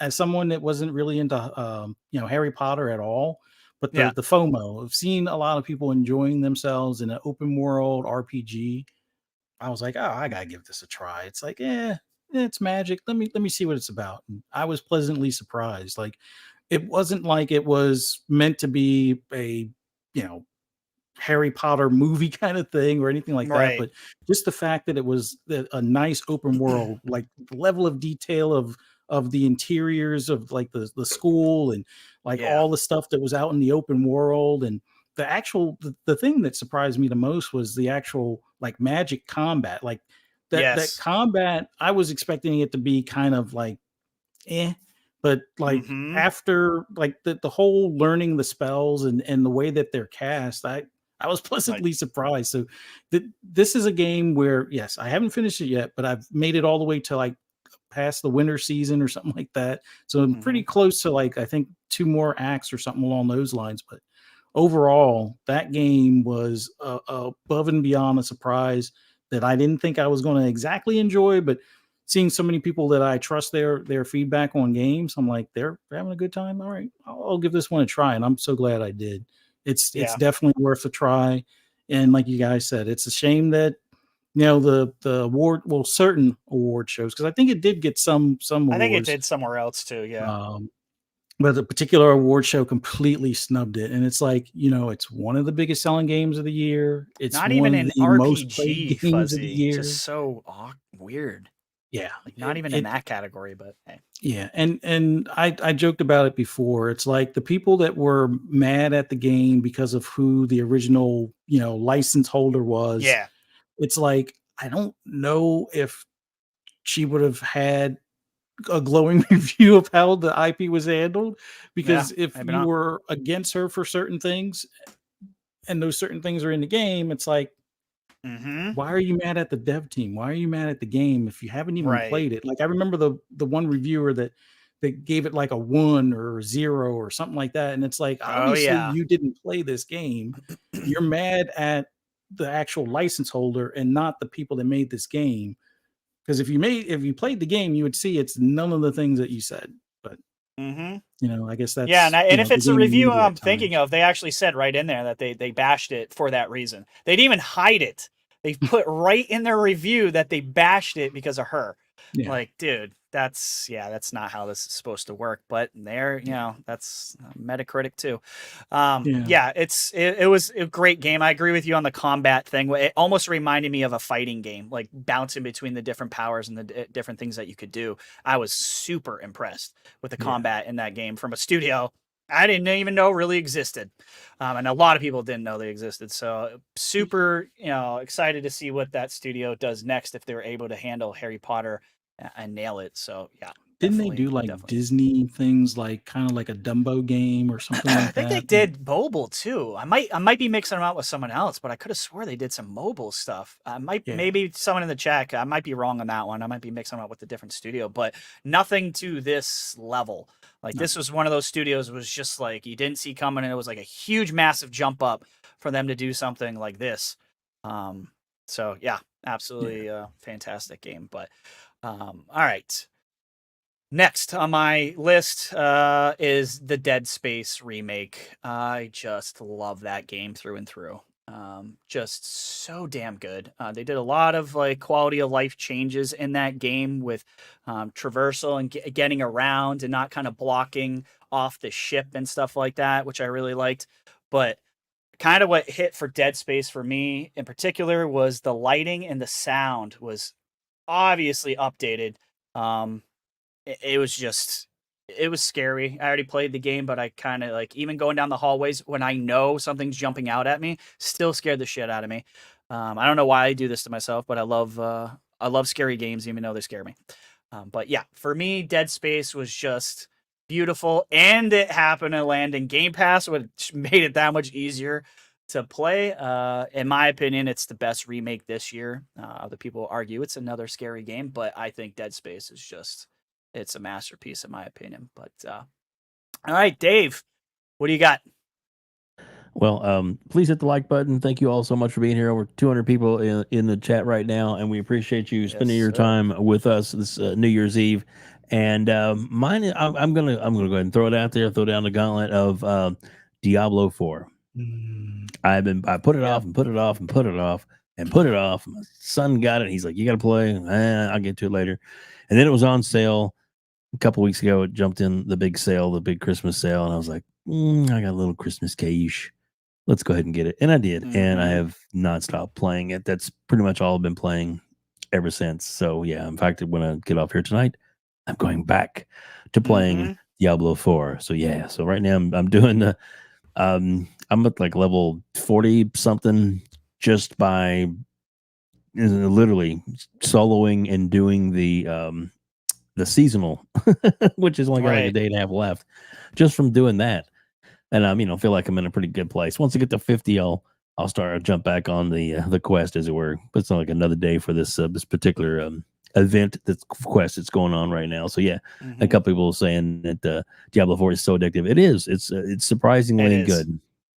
It's a lot of fun. But that's my choice. Very good choice, Dave. You might hear that one come up again soon. Fuzzy, well, you ought to play with me. If you play, oh, dude, it's in my top 5. So yeah, spoiler alert. Yeah, I will definitely. I'll join you. We're gonna have to have a game night then. Yeah, absolutely. I'm down for that. I'll bring my sexy sorceress, and we'll kick some ass. Yeah. My sorceress is sexy too. Yeah, baby. They all are. Yeah, there's not a lot of clothes going on there. Not a lot of protection going on for my sorceress. She don't need it. She's got those stuff. She's good. Wow. Took a dark turn.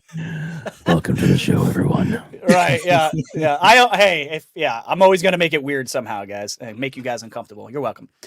Fuzzy, what do you got next, brother? What's on your list? This one's also going to be a repeat, piggybacking off of Dave. Diablo 4 is definitely that game for me.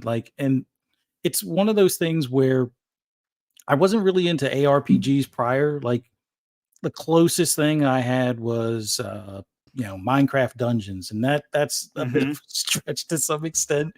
But I watched a lot of people play like Path of Exile and things like that, and always heard that Diablo was like the originator, and I'm like, okay, well, maybe I'll give it a try. And a few of my friends wound up picking up Diablo 3, and then they also picked, I think, Diablo 2. Like, there was some sort of bundle before Diablo 4 came out, and I'm like, I'll just wait until Diablo 4 comes out. And if I play the beta and I like it, all right, I'm sold. And sure enough, I think it was the open. No, did I do the open or no? I whatever the first one was, because enough people were playing it, and you had to have made a purchase of the bigger version or whatever, right? And they were having fun, and I could see some of the clips that they were of the fun that they were having. I was like, all right, let me go ahead and buy the early edition or the full edition. I did the exact same thing, Fuzzy. Literally watching everybody play it. I'm like, you guys, FOMO. Yeah, I got me. Man, that game. Like, I used to be a big Division 1 and 2 player where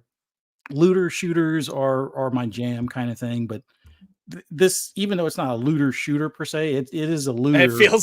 I think it is. I'm okay with that assessment. Feels like a looter shooter. Yeah. And that's what appealed to me, and just the level of detail, the environments, the different biomes, the different characters. The biggest thing for me is the variety and the ability to build your character how you want.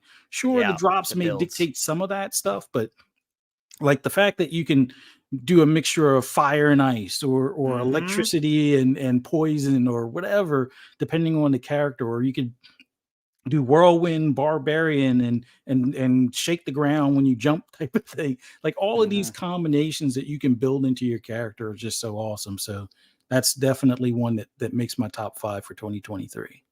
Yep. Hey, so go ahead, Dave. RHETRI, did you see what Psychonaut said? A gear you need to get for your character. Protection bra plus 9 dexterity. Yeah, you gotta move. Yeah, you need that dexterity. You gotta, Go ahead. Couldn't resist. Watch them. Yeah, no, that's a good one. I like that. So Diablo. It's definitely Diablo in my list as well. It was just there's some games that while you grind, like, some people just hate to grind in any game, and you're just going to dislike the game.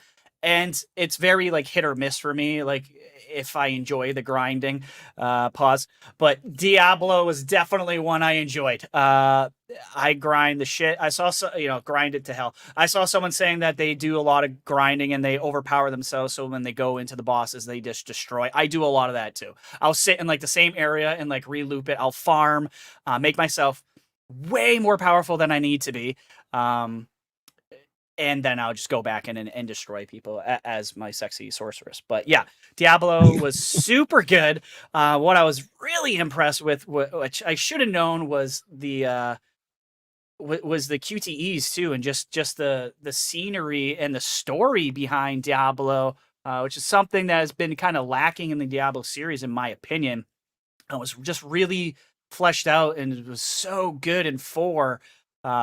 Just the characters were really interesting, and man, those cinematics, holy F, does that team, not many studios can compare to that team, man. So shout out to them. What a fantastic game. But yeah, Diablo is definitely in my top 5.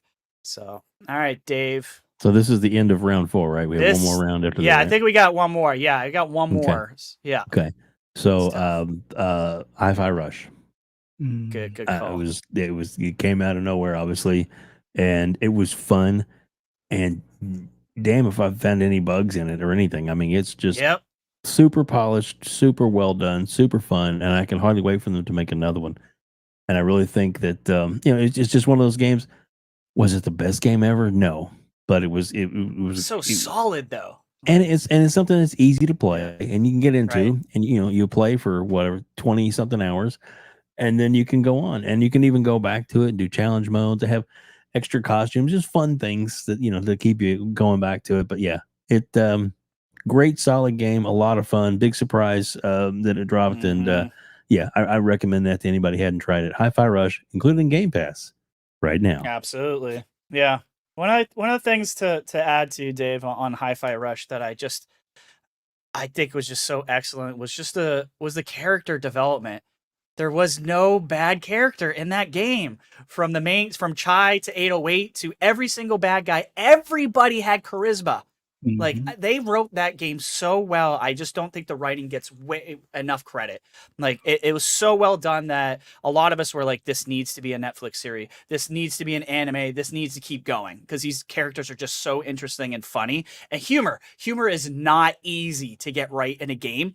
And this is probably the best example this entire year, in my opinion, of a game that absolutely nailed humor, which is a very tough thing to do. But good pick, Dave. I love that one. All right, I think we're at the end here for the top 5, right? So Fuzzy, what's your last one?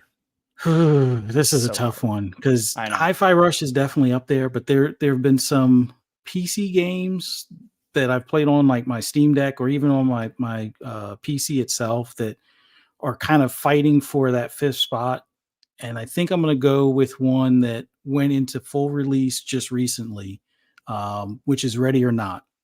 And it's mainly because of the first person shooter aspect of things. Like for 2022, I would have said Insurgency Sandstorm would be like this, like the last of the top 5 because of the squad tactics you can use. It's a slower shooter type of thing, but Ready or Not is like the equivalent of like if you wanted a SWAT experience type of deal where you can either team up with 4, I think it's up to 4 other real players, or you can have the 4 AI, and they've really improved not only the enemy AI, although they're a little too good at the targeting, but the AI for the squad that you control have gotten a lot better as far as clearing rooms or stacking out a door and taking care of like the civilians as far as subduing them or things along those lines. So if you want a slower pace tactical shooter, Ready or Not, now with its full 1.0 release, it was in early access for like I want to say at least a year. It's now worthwhile as far as purchasing that, but it's only on PC at the moment. I don't know if they have plans to bring it to console. If they did, it would be a good rival for Rainbow Six Siege. Although Rainbow Six Siege was that slower shooter in comparison to a Call of Duty, but it's like 2 different pacings. So it's a much more I wouldn't say thought provoking, but you really have to plan how you either wedge doors, block off rooms, or which room to pie through and whatnot, and peek every corner because the bad guys are going to act like they've been injured, or they'll act like they're a civilian, like, oh no, I give up. And it's like, all right, come to my voice. And then as soon as they wiggle enough, and then it's like they get ready to stand up and they're pulling a gun out on you, or they're going to rush you with a knife, and you got to make a split-second decision. Or you can go with less lethal ammunition, which changes the whole dynamic. And then you have to do like certain investigation stuff, or even clear. Like there's one where you're clearing a bunker and the guy's got nothing but booby traps all around, that if you normally go through the rooms the way you would normally, search and clear for civilians and stuff like that, and for the bad guy, you're not going to last long making it after like the first 2 or 3 doors. But yeah, it is like you have to be into like that type of shooter. But yeah, it's definitely worthwhile taking a look at. That's one I would recommend, at least on PC.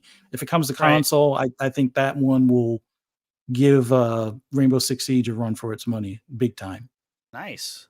I like this guy. 100% Xbox Road, day before Game of the Year. Yeah. I mean, the signs are there, guys. You should have known not to touch that game. People were talking about that for years, that it was probably a ruse, and it clearly was. It's sad to see that, thing. Yeah, everyone warned everyone about it, and it still happened. Everyone's like, yep, there it is. God, like 4 days that would have been a later, perfect opportunity for Naughty Dog to kind of swoop in there, because that game looked like it was Division meets Last of Us. Why didn't Naughty Dog just make the game that they showed? Like they would have had that. I mean, it looked cool. I remember when I saw the day before, I was like, damn, like a long time ago I saw it, and I'm like, man, that looks good. Yeah, we got fooled. Yeah, that's fine. All right, my last one bumped Hi-Fi Rush out, which was surprising to me because I didn't think nothing was. I thought Hi-Fi Rush was going to be my top 5 no matter what. For me, that was Sea of Stars. Super surprised at how much I like this game. Turn-based, it's not Baldur's Gate 3. It's not that deep, but I think the Pixar was beautiful. The soundtrack is amazing in that game. And I think Sea of Stars, after playing it finally, I started to realize why I was getting, so many accolades and just so many possible awards. It absolutely deserves it. Like I feel like Sea of Stars, and I made a video about this, if you're the type of person who like avoids soul games or avoids turn-based games, I feel like Sea of Stars, like that was just like for Elden Ring for a lot of people in the soul genre, or introduced a lot of new people to that genre, and they ended up saying, hey, I'm going to try more Souls games. I think Sea of Stars for turn-based might be that for you. I think it's that good. It can be a little bit deeper for the combat if you want it to, if you actually look up some guides and stuff and realize there's a lot more to this game than meets the eye. But man, what a great, just another kind of like a feel good game, kind of like Hi-Fi Rush too. Great music, great characters, good story. It deserves top 5 in my opinion. So that's what I got for my top 5. It was really sorry, Hi-Fi Rush. I can't believe I booted you out. That's all right. That's all right. Yeah. So I guess I'm the last one, right? You are the last. Yes. Lies of P. I was real surprised. Good. That was very close for me as well. Yeah. Real surprised. And yeah, I think that's I hope it's a franchise that continue, because I think it's something that has a lot of good story to it, and nice and dark in points, and yeah, I thought it was good. That's where I want to wrap things up on that particular topic. That would be my my final one. RHETRI, I do want to see if I could call an audible small one. Let's do it. The next topic that you have up, I want to bump that to the end, which is the most anticipated game. Yeah, that's I'm just going to grab it. I'm going to scroll it down, and the reason for that is because I think I might have after we make our comments, I might bring a few people in from the chat just to get them in, and that would be a good thing to end on. So there you go. Yeah. So there you go. Yeah, absolutely. Good pick on Lies P. Thanks. Yeah. All right. So you moved it, or okay. So now developer direct. You want to go to next? Sure. Okay. All right. So basically, we're just gonna try to discuss or what we think might be coming to this supposed rumored developer direct. First of all, I'll just start off asking both of you, Fuzzy and Dave, do you think there is a developer direct this January? Do you believe the rumor? And if you do, when do you think it might be? Ooh, I definitely believe that there's one coming soon. I'm figuring January, like the week of I guess that's either the 22nd or so. Debating between like 23rd, 24th, and 25th. I think they did it on a Wednesday or Thursday last year, or earlier this year as far as their first one. I figure they might repeat around that same time frame because it was like the 3rd or 4th week of January this year. So, and they didn't do an announcement until like the 10th or the 11th. So we might not get an official. We might not word know until right then. away. Yeah. Yeah. But yeah, they got so much positive feedback on that developer direct. I think that's a format that they're going to stick to moving forward. And make, maybe some minor tweaks here and there depending on what's available. If they do a stealth drop and stuff, but towards the last week or two of January, definitely. Yeah, I'm with you on that. I see Dave brought up Tim Dog saying some stuff here. Mhm. He also put a date out there not too long ago, He did. Dave, that said something about the 23rd. So that's where I'm putting my money on that day. He said something. I can't. Do you remember exactly what he said, Dave? It was something like just wait till the 23rd or something along those Yeah, it lines. was basically that simple. Yeah. Yeah. Yep. Nice and direct from Tim. Nice and vague. Thanks, Tim. Probably a good thing we didn't have him on tonight because we almost did, and I would have been like, "Come on, break! I'm gonna try to break him in real time." No, I would not. Show me what you know. Yeah, and we would never do that to a guest, and you know that. Yeah, of course not. But I mean, you try, but it's fine. Oh, of course, you try. Exactly. Yeah. At least in the green room, I try to. Yeah, that's usually where I ask people. Like, well, all right, green you can room tell is me. fair game. Yeah. Yeah, you could tell Absolutely. me. No. Yeah, you can tell me. I won't say nothing. Yeah. I won't say anything. Record. What? Yeah. No. Exactly. But no, he actually was.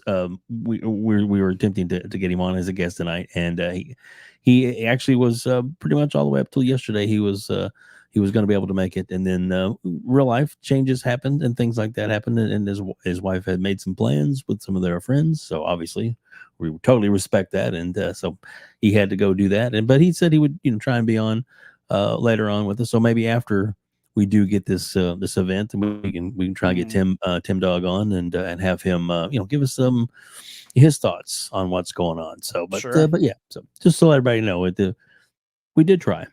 Yeah, absolutely. But yeah, let's kind of go around the horn and let's talk about what we think if this rumored direct is real, which I think we all kind of believe it is. It feels right? What we think might actually show up at said developer direct. So Fuzzy, any ideas of what you think? It can be crazy. It doesn't have to, it can be grounded, or it can be like, something you can throw in some crazy predictions there as well. But what do you think could be there? From the grounded standpoint, I think we see Hellblade 2. We get like a release date, some more deep dive into the combat and into the new lore as far as what she'll be up against this go round. Maybe there's a flashback a bit because there's been some characters we've seen in some of the trailers. So I think they're going to go into some of the story bits, I think, on a deep dive for Hellblade 2.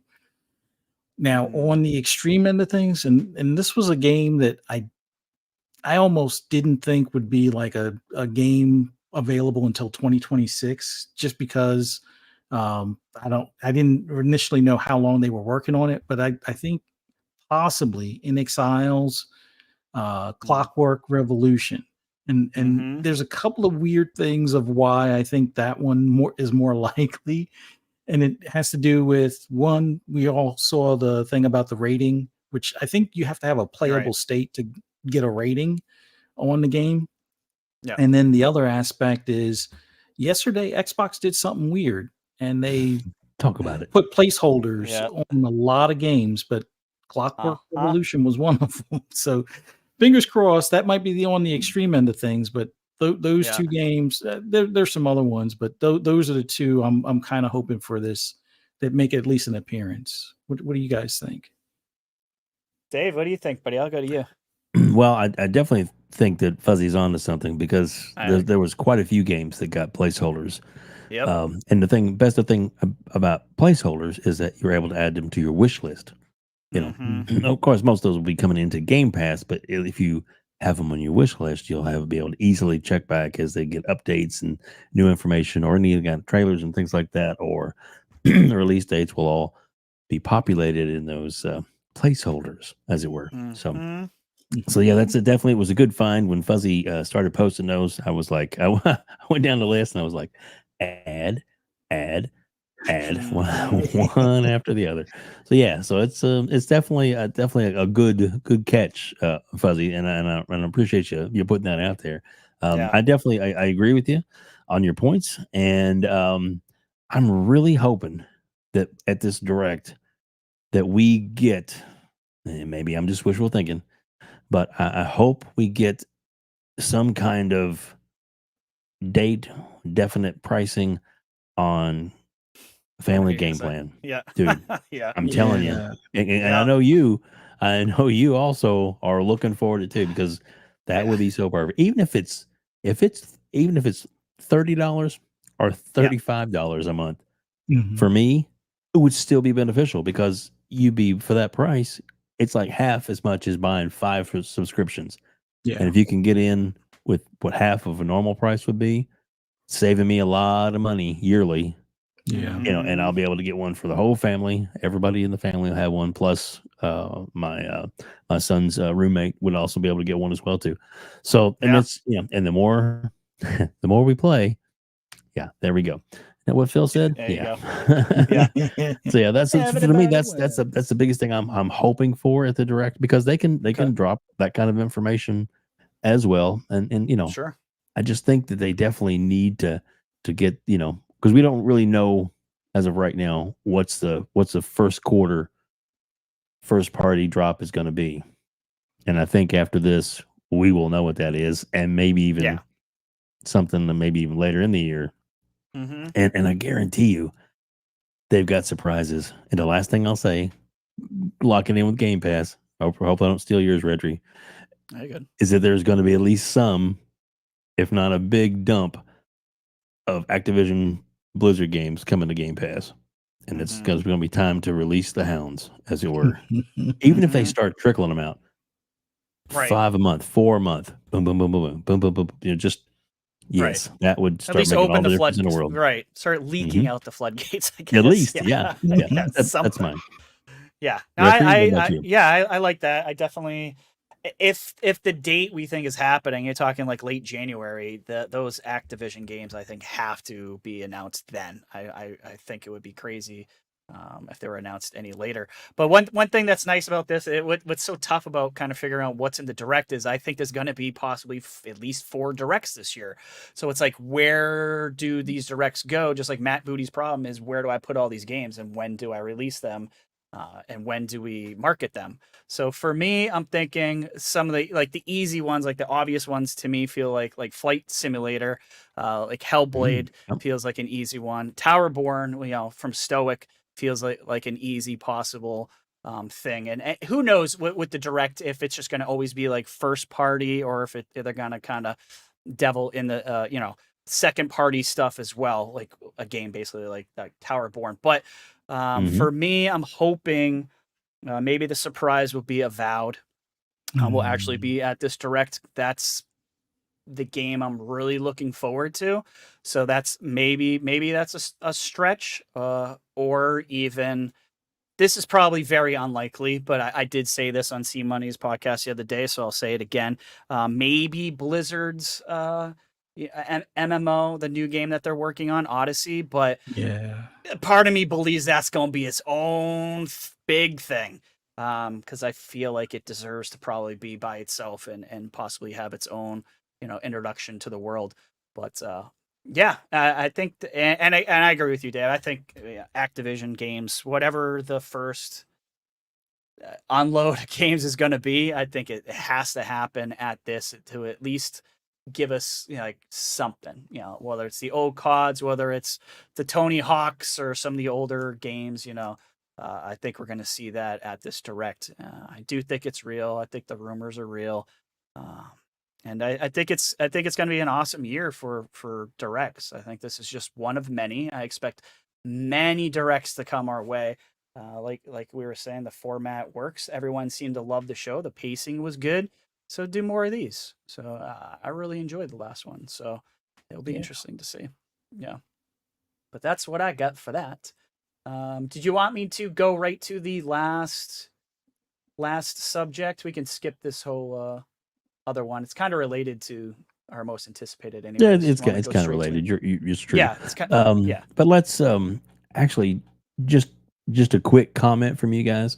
Sure. You know me, I like to throw little monkey wrenches in, but it's kind of interesting that and I'll put this up there. Windows Central did a really nice little piece. Jez did on certain someone no longer with the company. Yeah. So Bobby Kotick is out. Kotick, however you pronounce his name, Kotex, whatever. I'm sorry. Yeah. But was that mispronounced that one? But yeah, so yeah, and a lot of employees, pretty much as soon as he was gone, there's been a lot. Oh, they've been talking, man. Dropping. They've been talking. Stuff. Yeah. So I don't necessarily know that he might find himself working somewhere else away under a blue banner or something. Yeah, he might just have to sit on that golden parachute and enjoy that for a while. Yeah, I'm just saying. So what do you guys think about it? RHETRI, let's go to you first on this one. Sure, I'm just happy. You know, Ding Dong the Witch is dead. That's what I said in C Money Show. Like we know he's a good businessman. He is. There's no. You cannot deny that. That guy took that company from nothing to what it sold for, which is ridiculous. But, you know, with all the controversy and them, you know, him threatening to kill people and the sexual harassment and just like the list kind of goes on. And then the board members not getting rid of Bobby, backing him up and basically saying it's okay to, you know, to have this sort of behavior. You're like, fuck him. Like, I'm glad, he's got his golden parachute. That was always going to happen. People can get pissed off at that all day. They clearly don't understand how business works, but it is what it is. Like, Bobby's gone.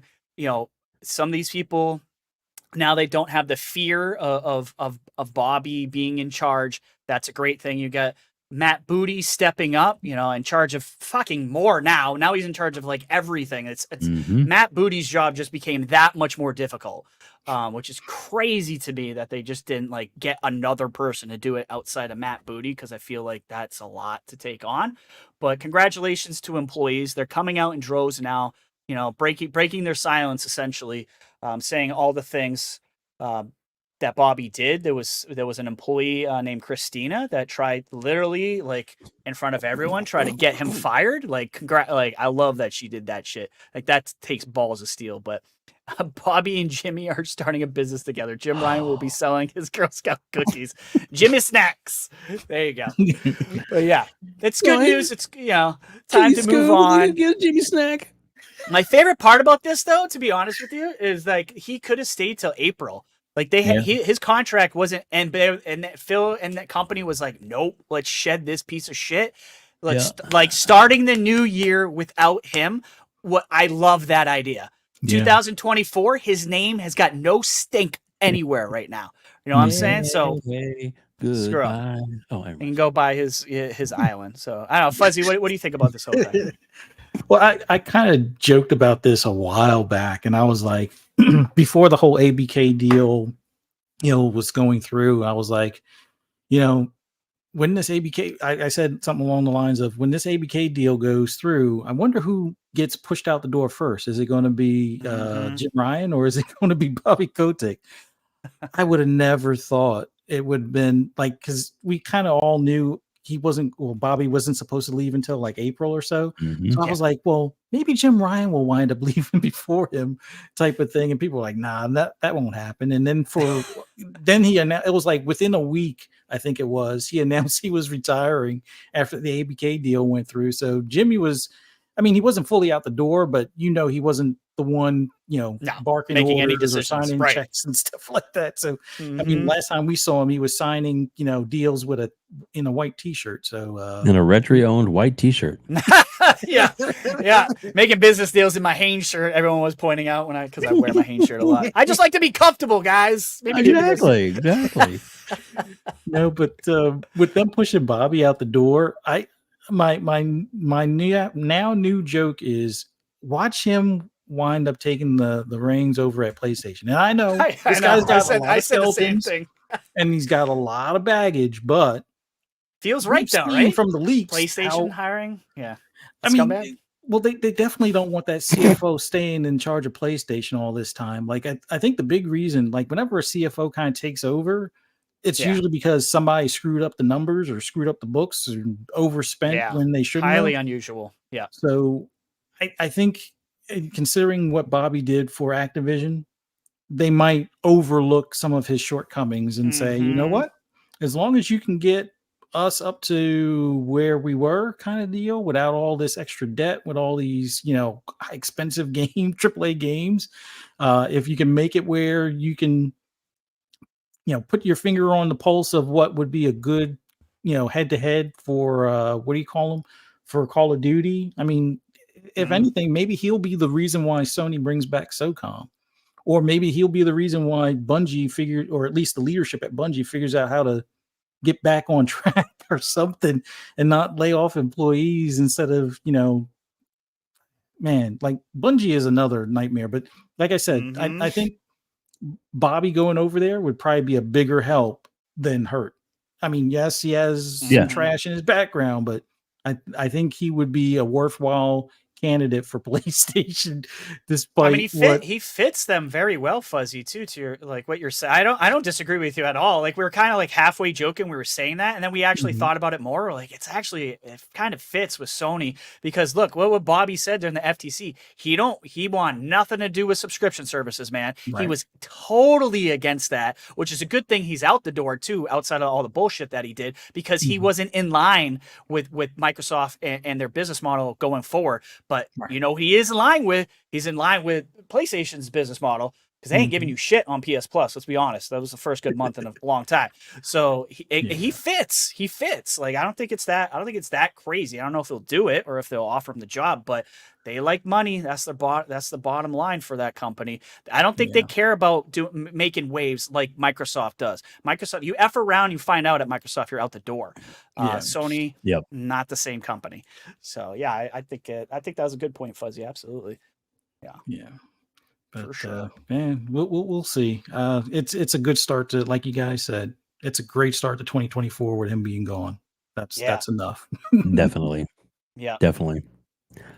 All right. So let's we're gonna hit up the final topic. We're gonna go around the horn and get our opinions real quick, and then I'm gonna put this in the chat here in a minute. I am actually gonna put out a link, and if you want to jump on for a minute and just tell us what your predictions are, then you can we'll give you a minute to say that, and then we'll drop you out and bring in somebody else. So it's definitely going to be we're trying something new here. Let's have a little fun with that and see what happens. But let's go ahead and let's go to the next topic, and we'll get Fuzzy's and yours and mine opinions on this first. Yeah. So we'll go to the most anticipated games coming in 2024. It doesn't have to have a hard date on it, because there's a lot of stuff that we've been told that's coming out this year that doesn't have actually a solid date announced to it yet. But start with you, Fuzzy. Obviously, what are you most excited about? It doesn't have to be one game; can be several. But what's it would be for you? It would be hard to narrow it down to one game. Right, exactly. Like on the indies side of things, 33 Immortals and Replaced are high up on that list. Like, and No Rest for the Wicked. Like those are the three yeah. indie games for next year. I think they're all set for 2024. Those are high on the indie list as far as games I'm definitely looking forward to. I don't know if Black Myth Wukong is going to be an indie or not. The one thing I'm noticing on all of the literature for it, whether it's on Steam or even on Xbox's, Xbox's YouTube channel, not because they don't have a placeholder for it just yet, or at least I don't think they do. It's saying that it's an action RPG as opposed to a Souls game. So I'm hoping that may be the case, and that will be a little bit easier entry for me because I suck at Souls games. Right. But that's another one that's high on the list. But as far as first party stuff, there really isn't anything on the PlayStation side of things. The closest would be a deal that they have for Rise of the Ronin. That's high up on that list for next year. But on Xbox's side, oh my God, it's Hellblade 2, it's South of Midnight. If time permits, or if everything aligns like we think it might, Clockwork Revolution. Those are probably the big three, possibly even Avowed. They're going to have a tremendous year, no matter what they do, type of thing. I think we stand a chance of seeing at least 4 big AAAs from Xbox this year. But we all know that they have a lot of stuff in the background that we don't even know about. So those 4 that we know about could wind up being 8 by the time the year is out. Yep. But those are just of the known quantities out there. And then one like dark horse, especially considering how well Finals is being received, would be Arc Raiders. Their other game that's more of like a sci-fi. Arc Raiders, dude. I completely forgot about Arc Raiders. Good call. Yeah, so it's going to be a bombastic year next year. But man, Xbox, 4 titles that I'm looking forward to: Arc Raiders, not Wolong, Black Myth Wukong, and then 33 Immortals, No Rest for the Wicked, and Replaced. That's just what's on the top of my head. I know I'm forgetting at least 1 or 2 other games I'm really looking forward to. Sure. Yeah. Good picks, man. See, you know what I like about those picks, man? It just proves that the variety, Xbox gamers, variety gamers. I mean, you were all over the gamut on that one. I really like some of those picks because honestly, I forgot about Arc Raiders because when I saw that definitely piqued my interest. So good pick on that. Let me kind of add on to maybe your list here, and I have no clue if something like this would happen, but the timing feels like it could happen. Do you think, Fuzzy, that we could see Horizon 6 this year? Is that, or do you think that's just like crazy talk? It is a possibility, but I have this weird like numbers thing in my head about it. Like I keep on thinking Horizon 6 and 26. I'm almost certain Fable is in 25. So I'm figuring Horizon 6 and 26 because they're going to give a little bit more time for the updates and seasonal stuff for Horizon 5. And then there's going to be a bigger focus in 24 for motorsport, and that will continue through 24 into 25. And they'll release Fable in 25, and then I think Horizon 6 and 26, because then they'll have plenty of time to hopefully take it to Japan or at least Tokyo. Yeah, that was my next question. Is it going to be Japan? No. And hey, Fuzzy, new engine. I was just going to say, I didn't mean to interrupt you. I'm so sorry. But I was going to say, that would be great timing, especially if the new system comes out. And that's backwards compatible with the Series S and X. And then, of course, take advantage of the new hardware. If 2026, 2027, we get the new next generation hardware. Yeah. I mean, you got to think now, it's like, what would that launch lineup look like? Like, we know there's like 5 to 10 games in the tuck right now. Yeah. And if they're talking 26 to 27 for the next gen console, we're talking about an amazing launch lineup of probably at least 5, if not 10 first party games to launch the system. Like, I don't even like, as good as the Xbox One launch lineup was, which I think it was like 6 games, but like 4 first party and 2 that were like third party or something like that.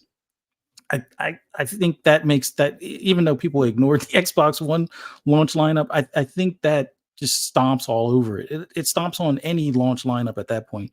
I think the only other console that had a larger lineup at launch may have been the Dreamcast, if I'm not mistaken. Yeah, So you're right. yeah, that would be awesome. 26 for Horizon 6, part of the launch lineup, maybe even Gear 6. Yeah.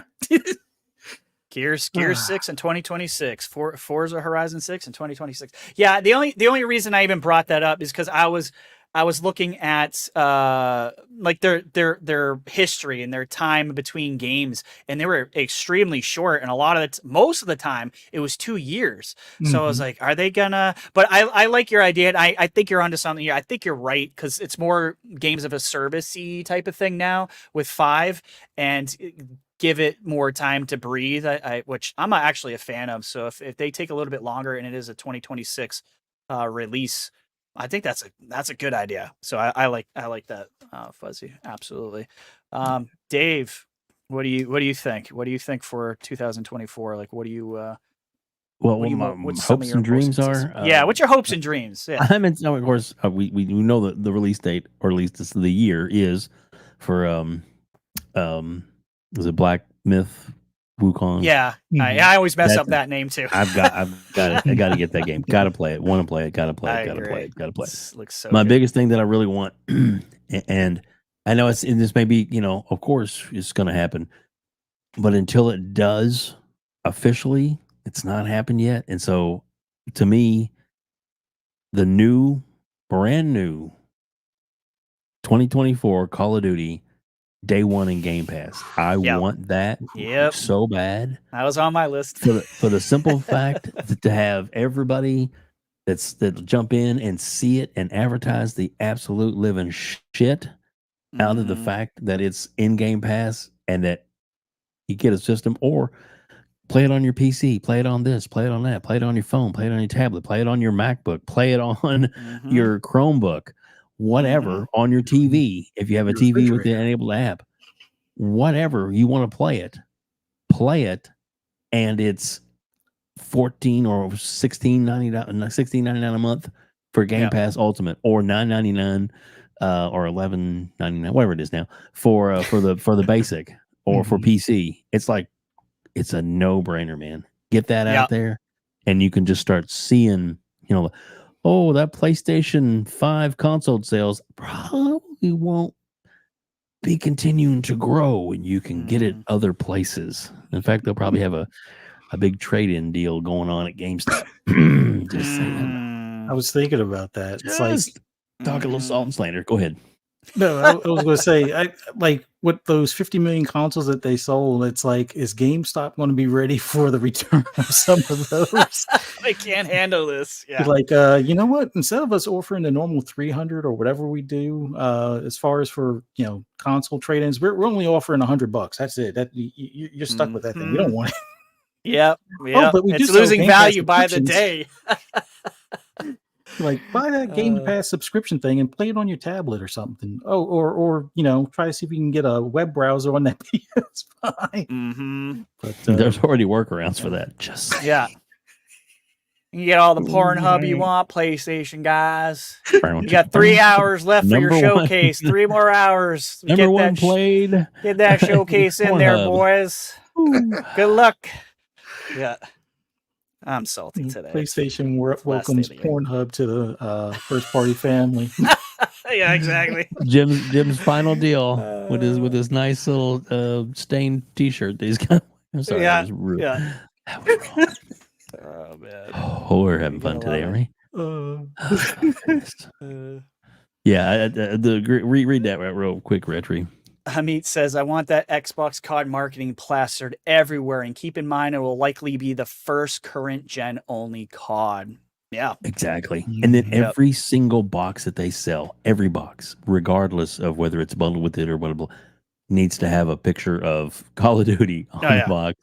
And maybe even, a little what they used to do, the stickers on a GameStop, where you'd add on, like, now available every old Call of Duty is available in Game Pass for just blah blah blah a month, and just a big sticker on it, and show pictures of all those covers. Come to the dark side. I mean, to Xbox. And yeah, exactly. yeah. The Empire Strikes Back, baby. Empire's got money. They were always well funded. Yeah, Pray I don't I love alter that. each other. Anyway, I love that pick. Yeah, that was also on my list. Call of Duty, I circled right away. I was like, yeah, it's Treyarch, it's the Gulf War. You know, November holiday special, like the market, it sells itself. You can't ignore COD in 2024. Plus, I love COD anyways. So for me, it is, you know, it being most anticipated is absolutely true. But we could say stuff like this now too. Like we were told behind the scenes. I'm not gonna say who told us or whatever stuff, but we were told that South of Midnight and Clockwork Revolution from insiders, was coming this year. So and now we're seeing that, like Fuzzy, mentioned on Twitter, being pushed out there as coming soon type of thing. So if that happens this year, I'm very much looking forward to South of Midnight, and especially In Exile's Clockwork Revolution. I was really impressed with the gameplay that was shown there, and I've missed BioShock so much. It's one of my top IPs I've ever played. I just love that game so much. But for me, of course, Avowed is high up there. Obsidian, in my opinion, does not miss. So those are the things that I'm looking forward to. And I have, if this is true, it's the 4 AAA thing is not going to be a problem for Xbox in 2024 and going forward. And again, we don't know. There could be more surprises, right? Like, and of course, we're gonna get the dump from Activision soon. There's gonna be a bunch of games, like Prototype and Tony Hawk and all the other older CODs. So looking forward to that. But what was that one little game super excited that they made that begins with an S, and it is a Souls-like game. S.E. Sinko's. I'm gonna butcher the name. Sekiro. Exactly. Yeah. Sekiro, Sekiro. See, that's what I want to do. I want to call it like 8 different things. You guys know what I'm talking about. So anyway, so that coming to Game Pass, fuck yeah, that would be awesome. And of course, all the Activision Marvel games that they had that have and actually those are actually on my wish list, even though they said they're not available yet. But those are also all that stuff started piling into to the store as well. Ultimate Alliance 1 and 2, they're both available, or not available. I shouldn't say that. They're both on the store where you can have them on the wish list. So just so you know, coincidence? Yep. It's a good point. Yeah, the Transformers games, like all these things that were delisted due to licensing issues. Like everyone was just automatically saying like there's no way that these things can come. They absolutely can come. They can get those licenses back. They can. It's not like so isn't Guitar Hero was one of those like that. I'm pretty sure we all believe that that's eventually going to come back as well under a brand new game. So I'm not too worried about a lot of these things that some people are just saying it's in licensing hell, it's not going to happen. I think some of those games are going to come back. So I'm with you, Dave. I agree with you, buddy. Yeah. If anybody wants, I'm sorry. No, I was going to say Hasbro reached out publicly they did. On the internet to say on the internet for everyone to see. We wouldn't mind a Transformers game being made or something along those lines. So it's like, especially when they give us that money. Yeah, exactly. Hasbro's not stupid. Just like Disney isn't stupid. They had no problem giving Blade exclusivity to which is going to happen. They had got no problem making those deals. So yeah, those deals can happen all over again. That's absolutely no problem. And Hasbro, hey, Richard, tell people what I'm doing and why I'm doing it, because it's in the chat. The link everybody's got to click on if they wanted to join in, and just even if you don't have to have a camera. You just have to click on and oh yeah, if you guys wanted to come in and kind of like, if you guys wanted to like come in here for like 1 minute just to discuss like what you're anticipating for 2024, or what you liked in 2023. Real quick, you can just pop up in here and join us if you guys want. It's up to you. No pressure, but that's what the links are for, guys. I'll bring you in the green room for and then you'll be hearing the conversation of us talking. Then once you actually are in the green room, then just either close your browser or mute your browser, and then just I'll click you on through and bring you in, and you can actually do it on a phone as well too. Just hold it up your ear and stuff. So it is possible to do, and you don't have to be on camera if you don't want to be. That's not what this is about. This is just kind of a give a chance for you guys to do. Let's say we'll be on for just a little bit longer. We'll give you another chance. Right now, nobody's jumping on it. Hello, 200 people here. Over 200 people. Come on, somebody. This is a good shout out here, though, too. Parasite 82 Green. Flintlock. That's the one I've been looking at. So many damn games coming to Game Pass. It's unreal. We already know of 40. I know I was on C Money Show the other day, and we were talking about the $9,000 value, and people were like, "Oh, you think like we already know about 40 games? This is probably going to be 80." I can tell you right now for a fact, there's going to be a shit ton more than 80, guys. I've been doing this a while. It'll be 200 plus. Guaranteed, it'll be 200 plus games. New games without an issue. So just it's going to be a good year for Game Pass. I'll tell you that right now. Jeez. Yeah, Stalker 2. There's Towerborn. There's just so many damn good games coming up. And Flintlock, the one you were just talking about, Flintlock looks so that is actually one of those games that that Fuzzy put up, and it's you can put it on your wish list right now. Yeah. So I would do it. Yeah, Flintlock was supposed to already be out, so it's got to be coming out this year. So I think it was late November. They talked about. So sorry, we have to delay. We just want to polish and tidy up a few things, and we'll be back in 2024. Or we'll talk to you more in 2024. And it's now wish listable. So it's exactly. Anybody want to jump in? Nobody has clicked on the link. Arc 2 is another one. Yeah, Arc 2. Arc Survival 2 or whatever they're calling. Another one that got delayed. So we haven't seen gameplay of that one yet. We just saw I like that one. Silk Song is coming to Game Pass. You're correct. Silk Song, absolutely. A lot of people are like, "Where the f is Silk Song?"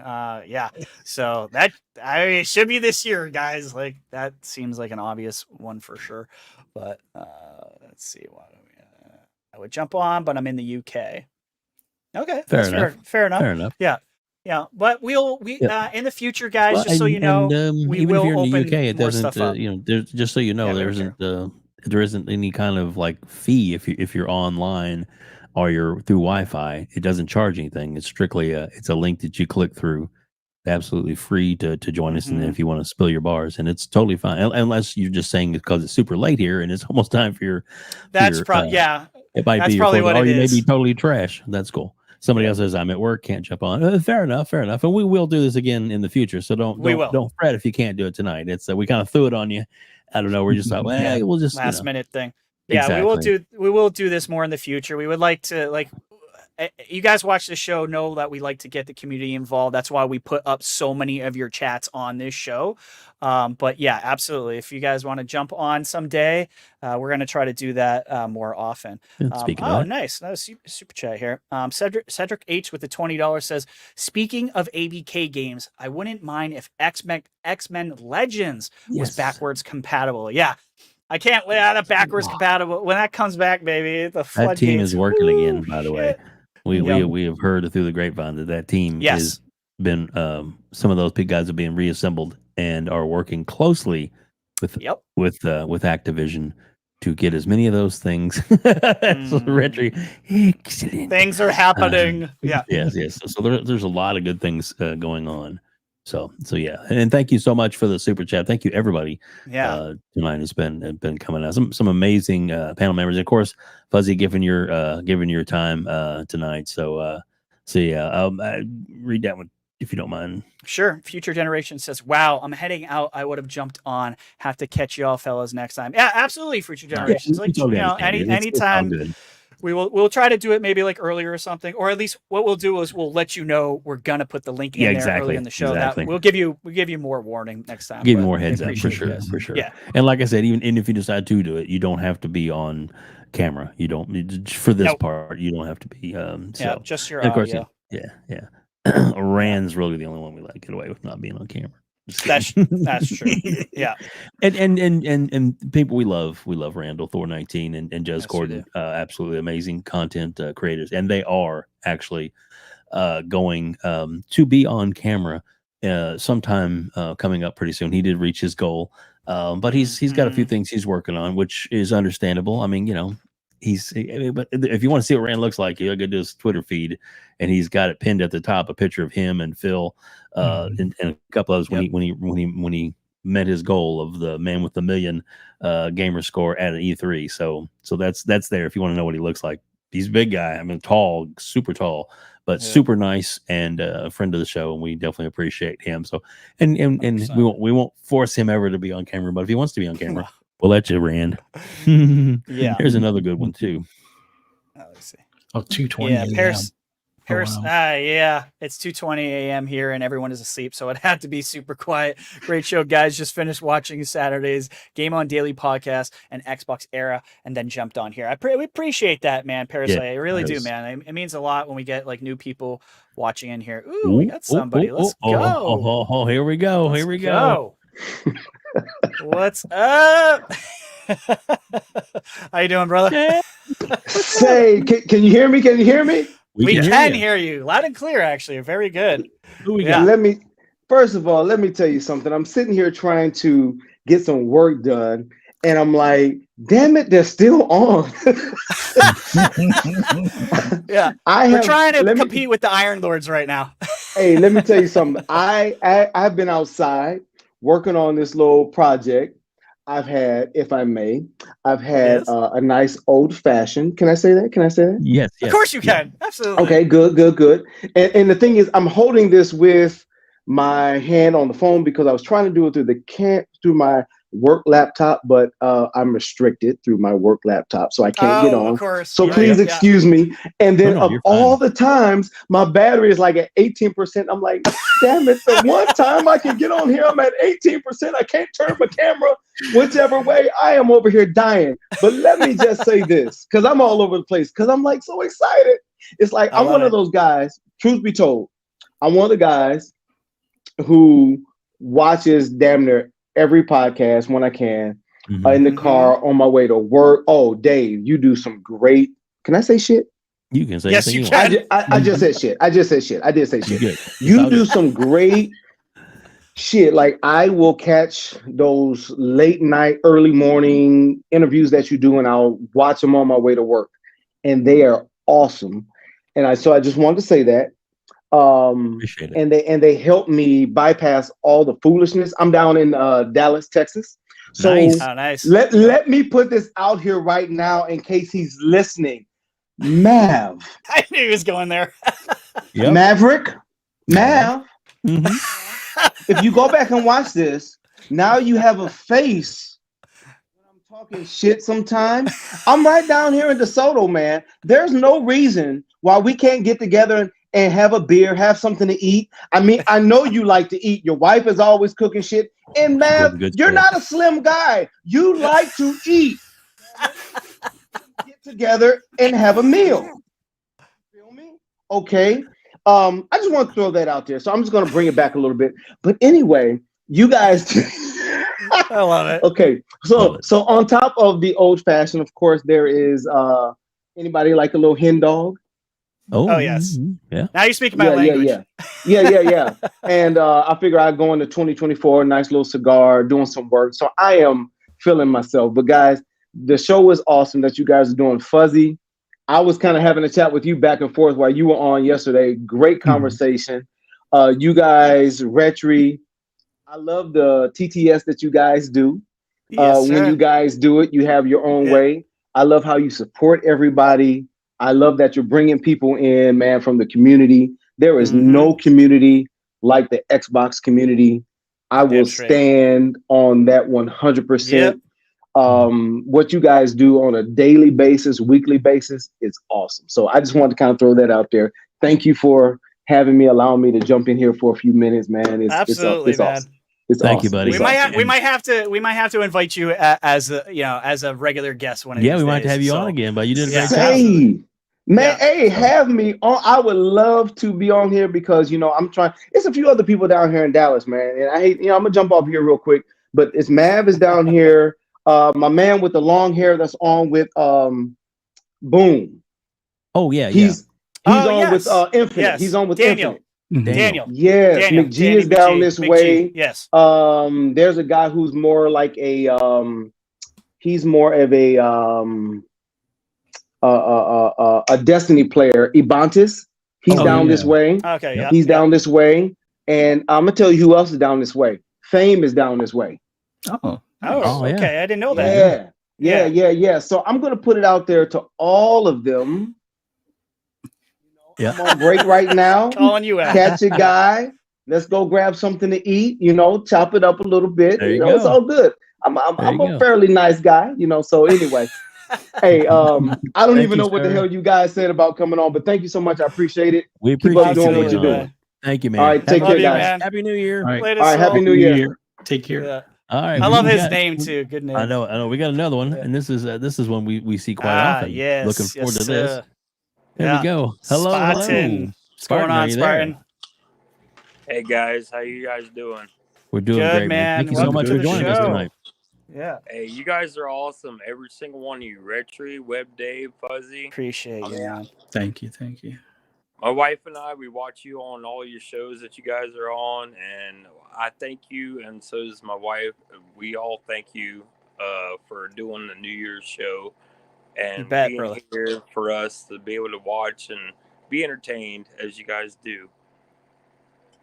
Yeah, absolutely. Spartan, let me ask you a question. What are you looking forward to this year? You don't have to give me you don't have to do like just a one game, but what are you looking forward to in 2024 for yourself as a gamer? Oh man, just seeing anything and everything from Activision being put on Game Pass, it would be just amazing. Mm-hmm. Absolutely. That back compat thing, man, that's about to open back up. Those doors are opening back up. So I was super excited. Absolutely. And Spartan, like, you got anything else to add, man? I do want to say that Spartan, you've been supporting us for a while. I've seen you around a lot. So I know you say like you appreciate us, dude.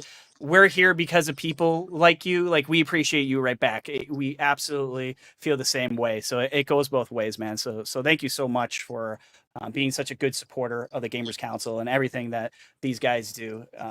It's super appreciated for sure. Yes. Well, thank you, sir. If anybody that watches you guys realizes what you guys do and give us the news, and it's not like the ignorant GN, I mean, you guys are awesome. I appreciate that, man. Well, thank you so much for coming up here, man. We weren't sure if the links were working. Now we know they're working. We got So up in here and we had Spartan up in here, so I super appreciate it. Anything you want to say on the way out, Spartan, to us or anybody watching or anything? Or Happy New Year's to everybody there in the chat and the panel and everybody else that you guys are affiliated with. You guys are awesome. And we Thank you so much. Thank you. Thanks, Thank you, Spartan. Happy New Year, buddy. Yeah, Happy New Year, guys. Thanks, bud. All right, that was cool. Awesome. Very cool. Yeah. Very cool. Oh man, Good but vibes. I tell you, as we wrap things up now, I think we couldn't end it any better.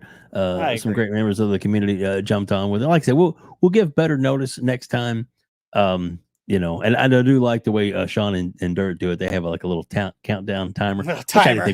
Get your bars in. Hurry up. It kind of helps keep the flow going. But both of our guests were fantastic. So I appreciate both of you for jumping on. And you neither one of you were. It was great. Like I said, he's like, shit. Can I cuss? Yeah. yeah. He's like, I guess I just did. Oh fuck, man! Don't cuss. What the fuck are you doing? Exactly. Oh, yeah. You can cuss. It's okay. It's okay to cuss. Yay, Fuzzy. Oh my gosh, dude. RHETRI, anything else we want to cover, or are we ready to wrap it up? No, I think we covered pretty much everything we wanted to. We didn't want to make this show too long. We want you guys to be able to actually. We're not going to do go Iron Lords on you. We want you to actually be able to watch that ball drop or whatever you guys got to do, or drink that Hennessy or whatever. Because after this, I will be doing some of that. But yeah, great show, man. Like Chat was on fire tonight. Thank you guys for letting us know all the things you enjoyed in 2023 and everything you're looking forward to in 2024. And of course, having Fuzzy with us here to end the year was a great treat for us as well. So thank you guys for coming out. Happy New Year. You know, good times are coming for us gamers, man. So we got a lot to eat. I can't wait. Exactly. Fuzzy, please drop your bars. Tell everybody all the amazing shows. And I meant it. You're one of the busiest guys in podcasting because you're on a lot of stuff. 2 shows with me. So so tell everybody where they can find you and where they can reach out to you. Well, just want to start off by thanking you guys for the invite. Greatly appreciate the offer. Always an awesome time hanging out with you guys. Love your takes and your feedback and info and everything you guys do within the gaming community. It's so awesome. Thanks to everybody in the chat. Love interacting with you guys. Greatly appreciate you guys taking the time, check us out and everything.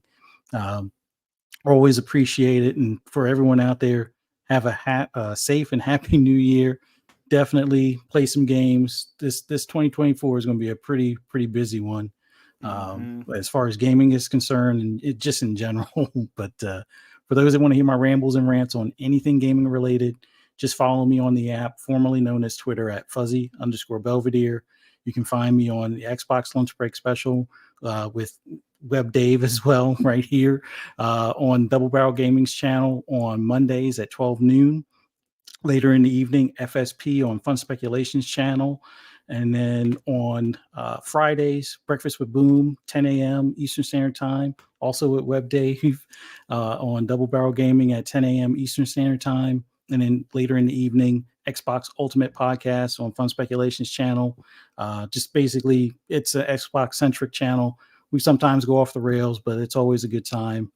And then on Saturdays, check me out with Pong Soul and PTK Blam on PTK Blam's channel for the Shop Podcast on Saturdays at 8 p.m. Eastern Standard Time.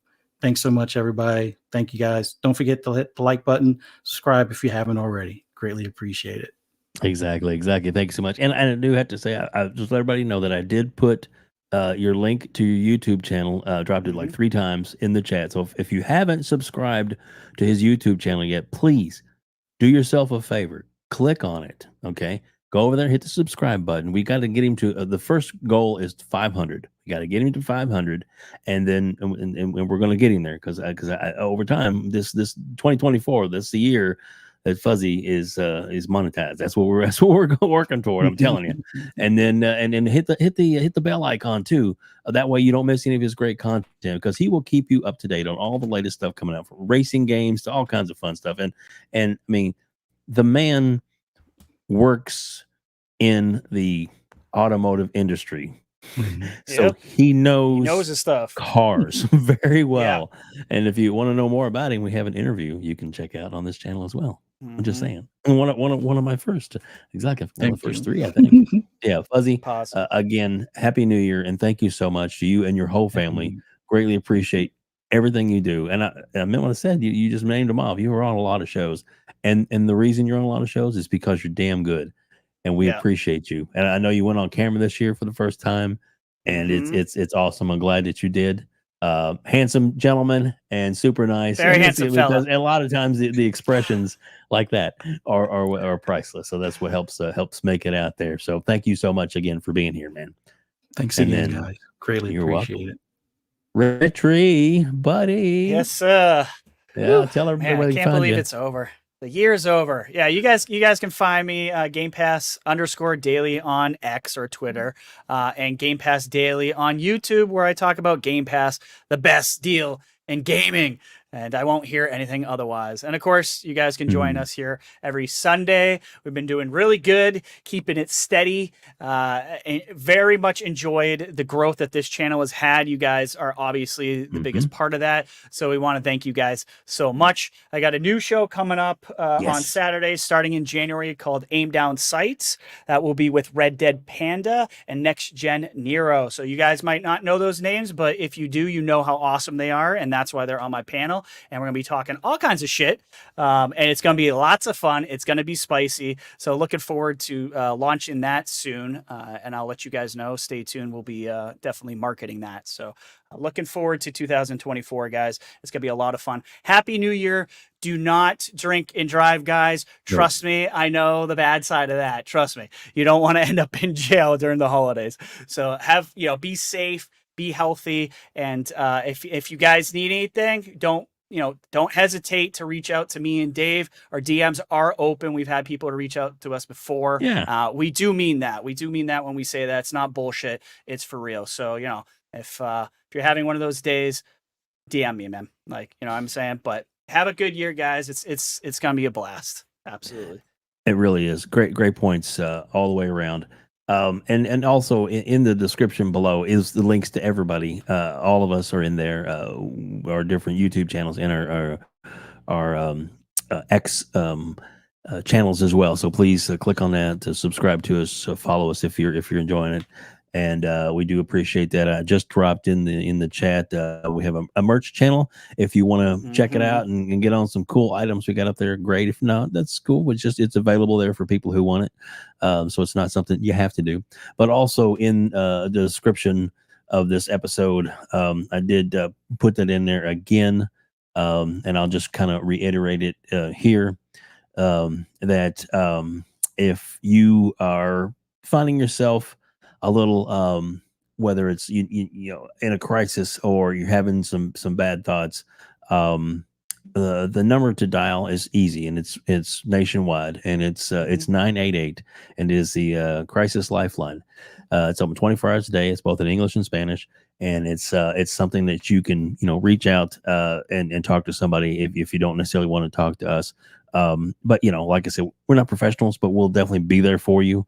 So, because sometimes that's all it takes is to let so somebody know that you're there and somebody's there for you. So, like I said, don't want to be down or anything like that. But we had another gentleman earlier today that said he was really glad he was kind of alone and wasn't really doing anything, and he jumped on to watch us, and we appreciate that greatly, and we're glad that we're here for you because you guys are here for us. So.